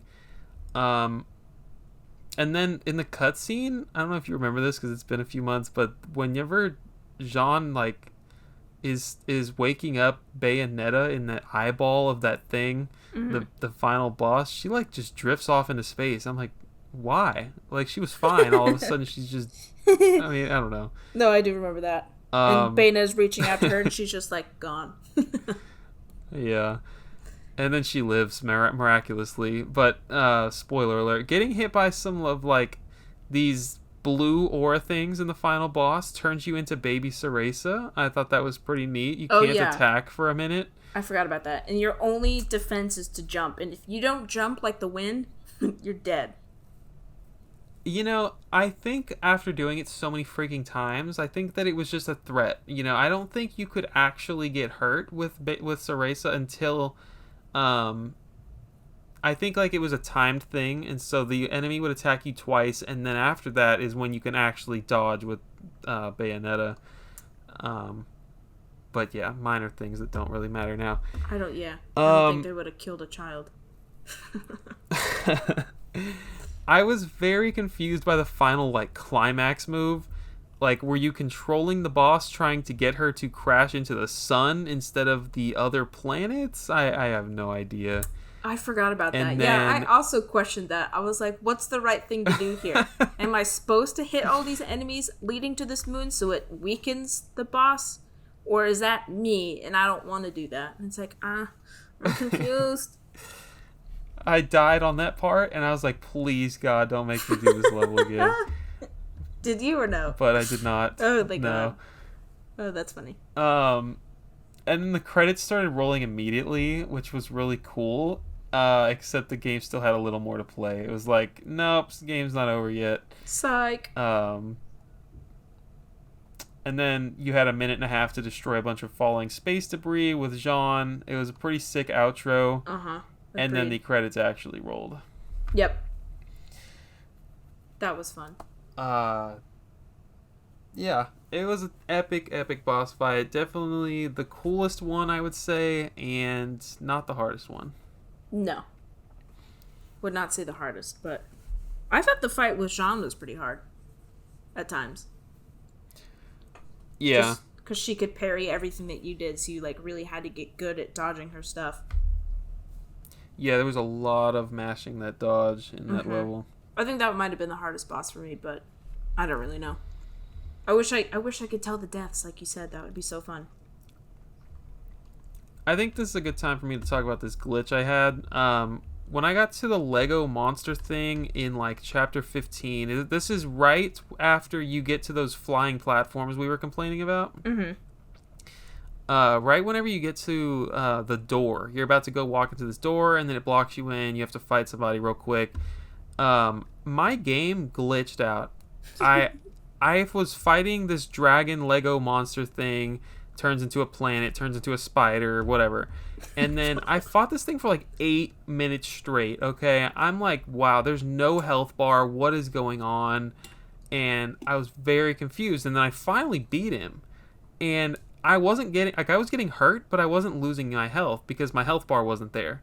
Mm-hmm. And that's when I realized the game was freaking broken because I defeated this thing and I could not go anywhere. I don't know. I tried to quickly Google it to see if anyone else had ever had this issue. And, I mean, it wasn't in the first page of Google, so I'm assuming it's never happened to anyone else in the world. But, yeah, it just wouldn't let me progress. And that's when I texted you. I was about to freaking crush this freaking Xbox. I was like, you gotta be kidding me. This is such a long, boring level. And no, I realized that like there's auto saves in the game, and it always asks you when you turn it on, like, do you want to continue from your last save point? And so when I turned the game off and turned it back on, I was good. It backed me up like a minute, and I had to do all the floating platforms again. But yeah, it all worked out after that. Man, that's so nice. That reminds me of the time I was trying to beat Xenoblade Chronicles, the first one on the Wii, and it glitched after the second phase of the freaking final boss, and I'm just sitting here floating in space, and nothing is happening, and I'm like, something is wrong. But unlike your experience, I had to start it all over again. The entire boss or the entire game? No, the entire boss fight. Oh, okay. That's rough. Yeah, but thank God you didn't have to start over. Good stuff. Yeah. Let's talk about replayability. I'm good. You? Yeah, I don't want to do it anymore. No thanks. The crazy thing is, yeah, you get hard mode. I almost thought about starting the second one, but I was like, you know what? Nah. I feel like it only gets better from here. I feel like people really love 2. I never hear anyone talk about the first game. Could be. But as far as replaying this game goes, you can, you got the hard mode, you got that extra level we talked about. There is definitely more stuff to do, but not really more stuff to do, just the same stuff again. You can play the game again with Jean on hard mode, normal, whatever. You can play it again with that Zero guy. But there's not a lot of reason. I guess for replayability, you can go and get the best ranking on every level. You can go and do that on a harder difficulty. That is entirely... I mean, you gotta really enjoy this game to sit here and play it that many times. Clearly, it's not for us to replay it. There are very few collectibles that you could go and get. You could go buy all the items from the shop, but... why? Yeah. Why? The only reason I went back and played a certain boss fight in level was to get really good at and then just get a bunch of money and then obviously upgrade myself. But like, I don't think I ever would have gone back if I didn't have to. Yeah. Anything else to add for that? No, I think that's it. Only do it if you're crazy and you really love the game. How long did it take you to beat Bayonetta? I clocked right under 12 hours. Nice. What about you? Um, I had an issue. I I really don't like when games will keep the clock running like this. Basically, what I'm about to say is mine is not accurate, and I didn't even write it down. I'm the type of person that'll pause the game, go downstairs, and eat dinner for an hour or two, or whatever, and the clock keeps running on the game, and so it's something crazy like 25 hours or something, Jeez. and yeah, so I hate that. I guess in the future, I need to close my games completely when I want to go and take a 5 minute or an hour break, whatever it may be. But yeah, I wish I had that metric to share. Wow, I'm not gonna lie, but that kind of makes you sound like a psycho. You just leave your game open, sitting there while you walk away. You crazy? Dude, are you okay? What are you talking about? I mean, we're no longer in that age where if you turn off the console, it's gonna just all your data and stuff. Like this isn't N64 days. You can just close it and just turn it off. That is incredibly true, actually. It's a thing, and then you could just pick up right back where you started. I wonder if it stops the clock. It's gotta stop the clock. Yeah, of course it does. Anyways, I got nothing to share for that. Yeah, that was it. Let's get these outro thoughts going here. Tell me about, I don't know, should we start with the positives first? Yeah, we can do the likes. Actually, maybe we should shit on it some more and then say what we liked about it. That's probably always good. Yeah, let's do that. All right. Do you want me to start? Because I got a lot. Yeah, go ahead. Okay. Dislikes. There were not enough places to save in the overworld. I understand that that's a thing in those kind of games. It adds a harder difficulty, right? And you have to have some more strategy. But I hated that I could only go get items and save, like, once in a level. And the level had multiple parts. I hated it. Absolutely hated. Second thing is that they limited you on the amount of healing lollipops and items that you could have. I don't understand, I can never comprehend why I couldn't just go to the store and buy 50 lollipops and never have to go back. I want to have as many lollipops as I want. I guess that's something I can agree with. The first one I think could be mitigated if you knew how to craft. That first bullet point you just listed, I think you'd be all right. Well, yeah, I probably accidentally added a difficulty because of my ignorance. Right. But I don't like when games limit how many items that you can have. I hate that. It's like, yeah. if I wanted to make it more difficult on myself, I wouldn't use any items. But I don't want to do that. I want as many items as I want. Yeah, I guess it is exactly what it is. It's a freaking difficulty added thing. When I was buying items from Rodon, I was like, it kept saying like 3 per customer. I was like, is that for the entire game? But yeah. It sounds like that's not. It's just per time, per visit, I guess. The next thing is... Continue. There was very little healing items to pick up in the world, which I get is because I'm stupid and I can't craft. But there's also, like, no reward for exploring, which you already talked about a little bit. It's like, none. Yeah. I'm not going to go over to that crevice. I'm not going to go to that secret passageway or find this, jump on this building, do that. If I'm not going to be rewarded for it. Hated that. The next thing is items in the shop were really expensive. Which I realize now, it's just to motivate you to go back, get really good at a level, and do it again and again and again, and get a whole bunch of money. I wasn't going to do that, so it was like way, way, way far out of my reach. Also, one of the, one of the tabs on the store inventory was like, there was only one thing unlocked, and the rest were question marks. So I don't know how you unlock those things. You know what I'm talking about? It was like, come back later, and blah, blah, blah, blah, blah, blah, once you find this or this. I had no idea what that was about. Well, I didn't even know about the records unlocking stuff until you told me, so, I mean, maybe it's another collectible thing. Maybe it's the crow, picking up the crows or something. It could be, but I picked up a few crows and nothing happened, so I don't know if it's you have to pick up a certain amount of crows for something to happen. But anyway, that jumps into the next thing. Is the game really doesn't explain the mechanics at all. Like, I didn't know you could switch weapons or set items to the directional buttons on the left Joy-Con. They didn't say anything about that at all. That was just me finding that stuff on accident. So I guess maybe I should have explored the menu a little more, but like at the same time, at least tell me it's there. Can't even blame you for not having read the manual because games don't come with manuals anymore. Well, mine was digital, so I didn't even get one. Even if there was an option to get one.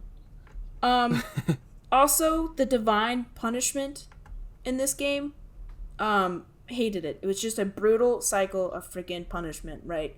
Not only do the enemies give you a freaking thorough beatdown, but the game definitely punishes you by deducting coins when you die or when you use items or when you take so much damage, blah, blah, blah, blah. So in the next round, you don't have as many coins and you can't buy as many healing lollipops, which I guess is supposed to maybe make you go back and complete levels again, like we already talked about. But it's just like, I don't want to do that, and I keep getting a smackdown, and it's really, really difficult. And then I still have no money at the end of the level. It was divine punishment in its finest.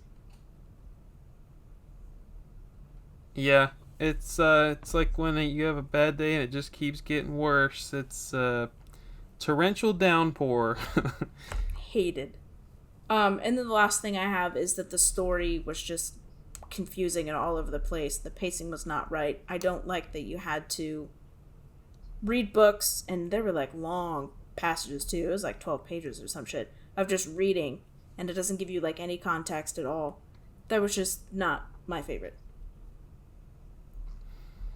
But yeah, we have spent a lot of time talking about the story. I agree. That's pretty much all my dislikes, though. What about you? I should have been looking at my notes and seeing which ones were dislikes while you were talking. I guess, let's see here. I wish I could have conquered the Alfheim challenges. I mean, they were super freaking hard. Yeah. But it's called a challenge for a reason. I don't know if that's really a dislike. Oh my gosh, dude. How many unfair instances were there where you just got drilled with attacks the absolute second a cutscene ended?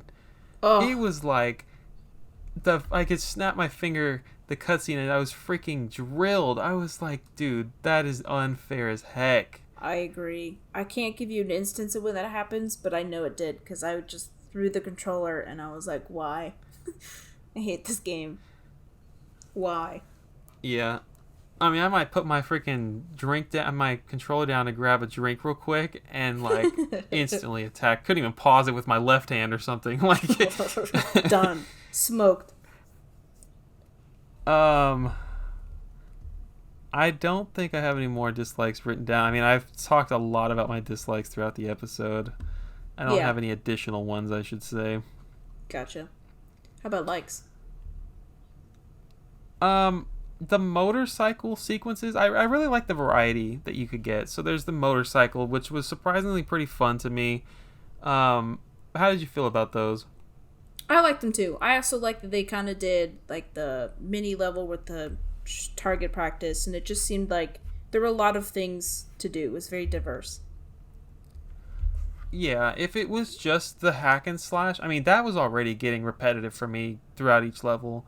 So without the motorcycle, the surfing on debris, the freaking shark boss fight, like, if they didn't have that, this game would not have been as highly rated, I think. But to break up all of the basic hack and slash, it was good. And it controlled pretty well. Firing a cannon to destroy a giant boss, the shoot 'em up section, like, pretty good stuff. I dig it. Oh, I remembered one big dislike, and it's a big one. Let me hear it. Oh, okay. So the worst level in the game was the frickin' shmup part of the game where you had to... Oh, God, it makes me sick thinking about it. But, like, you still have to use witch time, which is obviously when you dodge, but then, like, the whole screen flips around. I wanted to throw up. Because the only way to beat that level... Because you're trying to avoid, in classic shmup style, you're trying to avoid the enemies that are firing things at you, but you can still use witch time. but it flips the whole screen. And if you do that in like succession, which you have to because there's multiple attacks that things can do at the same time, it was awful. I was like, I might not be able to play this game. Do you know what I'm talking about? I don't remember feeling any ill will towards it. I don't remember having any issues with it. It was awful. You don't get like motion sick or anything like that, and I do. But it just the fact that it flips the whole screen over and there's like things flashing at you, and it's, oh god, it made me want to throw up. I hated it. Interesting. But the boss fight before that is the one that I kept going back to. It's like the water tube or the water tunnel level where this like you're falling through like a what are those called when they in the water? It's like it's a vortex. You're going through like a water vortex, and there's like the big squid monster who like shoots lasers at you, and you have to like surf your way down there and beat him up. That was a level that I got like really, really good at and got all the coins and stuff for. Liked that one. Then immediately following that, I'm pretty sure it's the spinny level, and that was just tragically awful. I hated it. And it lasted so long. If it was just like a short section, it did, yeah. But it was forever. It felt like it took me hours. There's the first section where you're just shooting these random, I don't even know what they are. They're like little, like, I don't know, demon robot thingies or something, and they shoot lasers at you in like a spiral fashion, so you have to like avoid them and spin the screen at which time and blah, blah, blah, blah, blah. And then there's like giant worm things that you have to beat later on, but there's like 1,000 of them. There's so many, and they take so long to kill. I hated it. It was awful. I died so many times because I didn't want to use witch time. But you have to. Yeah, that part was freaking long. And then there was like the first or second motorcycle sequence. It felt like it dragged on forever. It was like on some crashing down city and the highway kept being destroyed. It was like, am I doing something wrong? Like, that's how long it was going when I started to wonder. You're like, Yeah, I agree. Oh, when you're riding through the city, I know exactly what you're talking about. Yeah. You're like riding on the actual road, and you have to like avoid the cars and avoid the enemies, and you have to slide under things. Oh, yeah, that one was long too. They make these great sequences. It got repetitive. And then they just get way too long. It's like, just shorten it down. Yeah. It'd be great. But yeah, that was like and a dislike. That was the worst level, I think, and I almost had to put it down forever. I was like, this is not for me. This is awful. We talked about the load screen allowing you to work on your combos. I thought that was a nice touch. Yeah. Mine and yours did not last long enough to get a single combo out. No, not at all. It was like 2 button pushes and then it was done. And a combo's like 3 or more. Yeah. And it was like, yep, psych, you're done. You know, early on you could pick up cars. I thought that was an unnecessary and awesome thing. You could like throw it at enemies. That was nice, yes. Then there stopped being cars in later levels, so that stopped being a thing. But it was cool while it lasted. Uh-huh.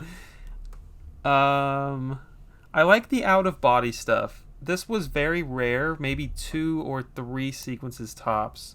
Unless you did the Alfheims, then they became pretty, they were in there.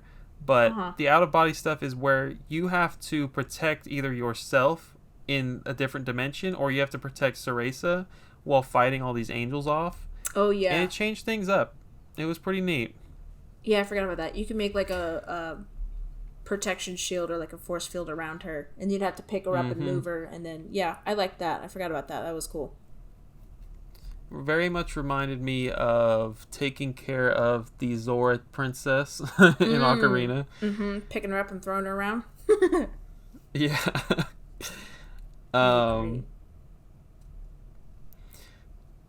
What did I write? Angel Attack was kind of tough, but a nice little mini game. Oh, that's what the thing is called, Angel Attack, at the end of each level. The shooting thing? Yeah, that was fun. Mm-hmm. That was very fun.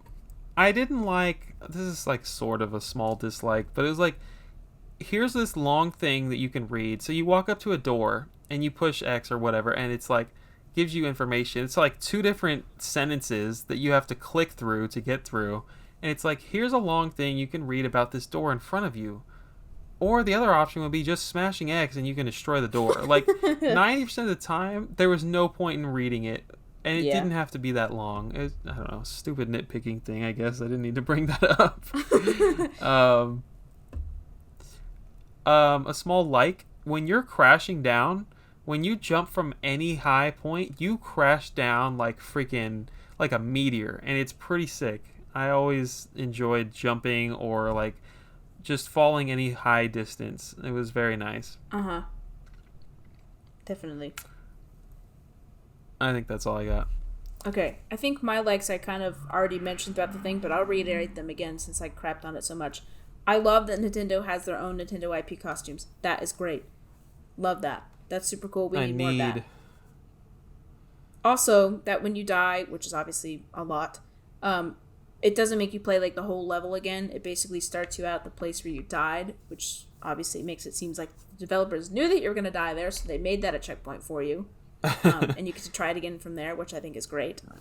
You can play and fight in the credits. So, like, as the credits roll, you can kind of move your character around, and there's certain sequences where you get to fight again. It's very brief. It's not a very long thing, but you actually get to do something instead of just watching the credits, which I liked. And then, let's see. The water fight where you're fighting on a little piece of scrap metal. We already mentioned that. I liked that. It was very dynamic, a very different boss from what we'd seen so far. Also, just the shark one? Yeah. Just the way that the kind of big boss fights played out, I think was really cool. How you're jumping from platform to platform, and if the enemy was big, you had to like run up the enemy while also trying to dodge attacks.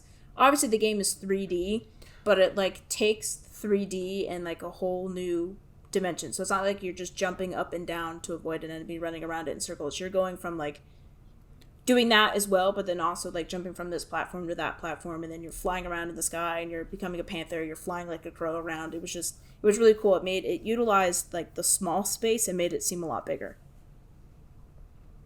That is a very good one. If there's like a long tentacle of a boss or something, we would oftentimes have to run up it to get to the head and slice a brain in half. Like it was pretty cool. Yeah, that was pretty cool. Exactly like that. The other thing is the James Bond-esque ending, which has got like some fancy music playing, and then of course Bayonetta's doing her thing, stripping on a pole or whatever, to like some classic music playing in the background. I liked that. Thought that was funny. And then I also really liked the religious music that they had, like the hymns and the opera music. I really like that, but that's something that kind of shows up in Xenoblade Chronicles and stuff all the time. I just like that kind of tone setting music, if you know what I'm saying. Right. And that's pretty much it. I like how like throughout this whole 3-hour podcast, it's just been like, yeah, this was happening, and then this was happening, and then Bayonetta was naked for some reason, and then and then she took off all of her hair clothes and, did her thing. Game is freaking wild. If I had to sum it up in a few words, it would be, this game is freaking wild. It is freaking wild, and I can't imagine it gets more wild, but apparently it does. I will say, this game does have multiple references to... So it is developed by... So Platinum Games, I think I mentioned this 3 hours ago, but Platinum Games had a lot of people from Clover Studios, who was owned by Capcom. So a lot of these people worked on Devil May Cry, Beautiful Joe, and Resident Evil. And because of that, there are several references to those 3 games specifically. There's Okami references as well. And it's pretty sweet if you've played any of the games. But the one that stuck out to me is Beautiful Joe references, because I played that game as a kid. There was actually a lot of similarities. But like for rating your action sequence, like the little baby arenas that we keep talking about, getting the rating, that was definitely in Beautiful Joe. The final kill of a scene will take several like quick photographs, like click click click. That was definitely like Beautiful Joe. Chapter 3 had a direct reference to Beautiful Joe. I wrote down like she literally jumped up and said "Henshin a go go baby." That is literally what Beautiful Joe says in the game, which was pretty cool. Like, they're not even subtle Easter eggs. These are like direct, like in your face references. So it's pretty cool. That's fun. I didn't know that. Yeah. I think that is it for us. I think we're gonna go into some listener responses here. Mm-hmm. Do you have yours pulled up? Sure do. Okay. So I asked. Oh, do you want me to start? No, you're good. Okay. So I asked people on my Instagram what would be advice that you would give to first-time Bayonetta players, and I got a few responses. We have Blast from the Past podcast says, just plain and simple, enjoy. So I don't know if I would. I don't know if I would say that as advice. Also, m.beauty_gaming says, play on normal to begin and have a lot of patience. She said she's a big fan of Bayonetta. So I think that's good advice. Patience for sure is a good one. That is something that I lack. And then we have Eve.Don10 says, get really good at last second dodging. It slows down time, which is awesome. I agree. We never really talked about how cool just like which time is. How it like slows down time and you can like hit a bunch of enemies and stuff with it. Like how cool that kind of slow down time is. It's super important, and just the way that it changes the world and makes it purple, and like there's all these clocks around. It is a very neat looking feature, and it's very rewarding for sure. It makes you feel good when you land it. Definitely. And then Artur well, you know what? ARTURORDGZ_ says, play Cereza and the Lost Demon first. So, apparently, if you're going for story, you should play that one first, because maybe it'll make more sense. But, yeah, so those are good ones. Definitely be patient was, I think, the highlight of that one. Wish I would have had that one before I played it. Shout out to Daily Beating from the Discord, who... we just kind of asked the people who played the game alongside us, like, what were some things that you liked and disliked about the game, and just, like, overall thoughts in a brief paragraph or two. He said, overall, I enjoyed the game. I thought the choreography of the fights and cutscenes were super creative and fun to watch. Pretty much every time Fly Me to the Moon came on in a fight, I think I was unstoppable. I do think the game was a tad harsh in some spots. Nothing super difficult in my opinion, mainly just annoying to deal with. I also thought the end of chapter scoring was strangely harsh, even though it didn't really matter at all for anything. According to you, Hannah, it mattered for something. The money. The money. Well, yeah, but if you know how to craft, then maybe you weren't strapped for money, like I was. He said he will be playing 2 and 3 eventually. I mean, I'm not opposed to it. I don't want it to sound like I hated the game at all. I didn't hate the game. It was like a 6 is not a bad score. You know, I think that we've kind of gotten to this point where if it's like below a 7, it means bad. But I think 6 is still pretty good, and that's how I felt. I felt like the game was pretty good. I guess you guys really don't need to hear any more thoughts from me or Hannah, but it was a very interesting experience, and I'm glad to have beat it. You know, I don't feel like I wasted my time with it.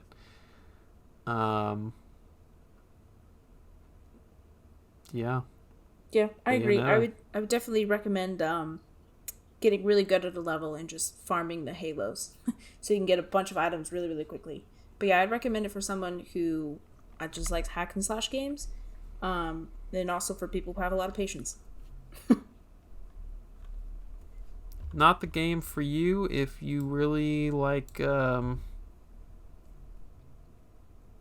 I don't remember the word, story. Yes. I mean, not story, but story. Lore. Story. Yeah.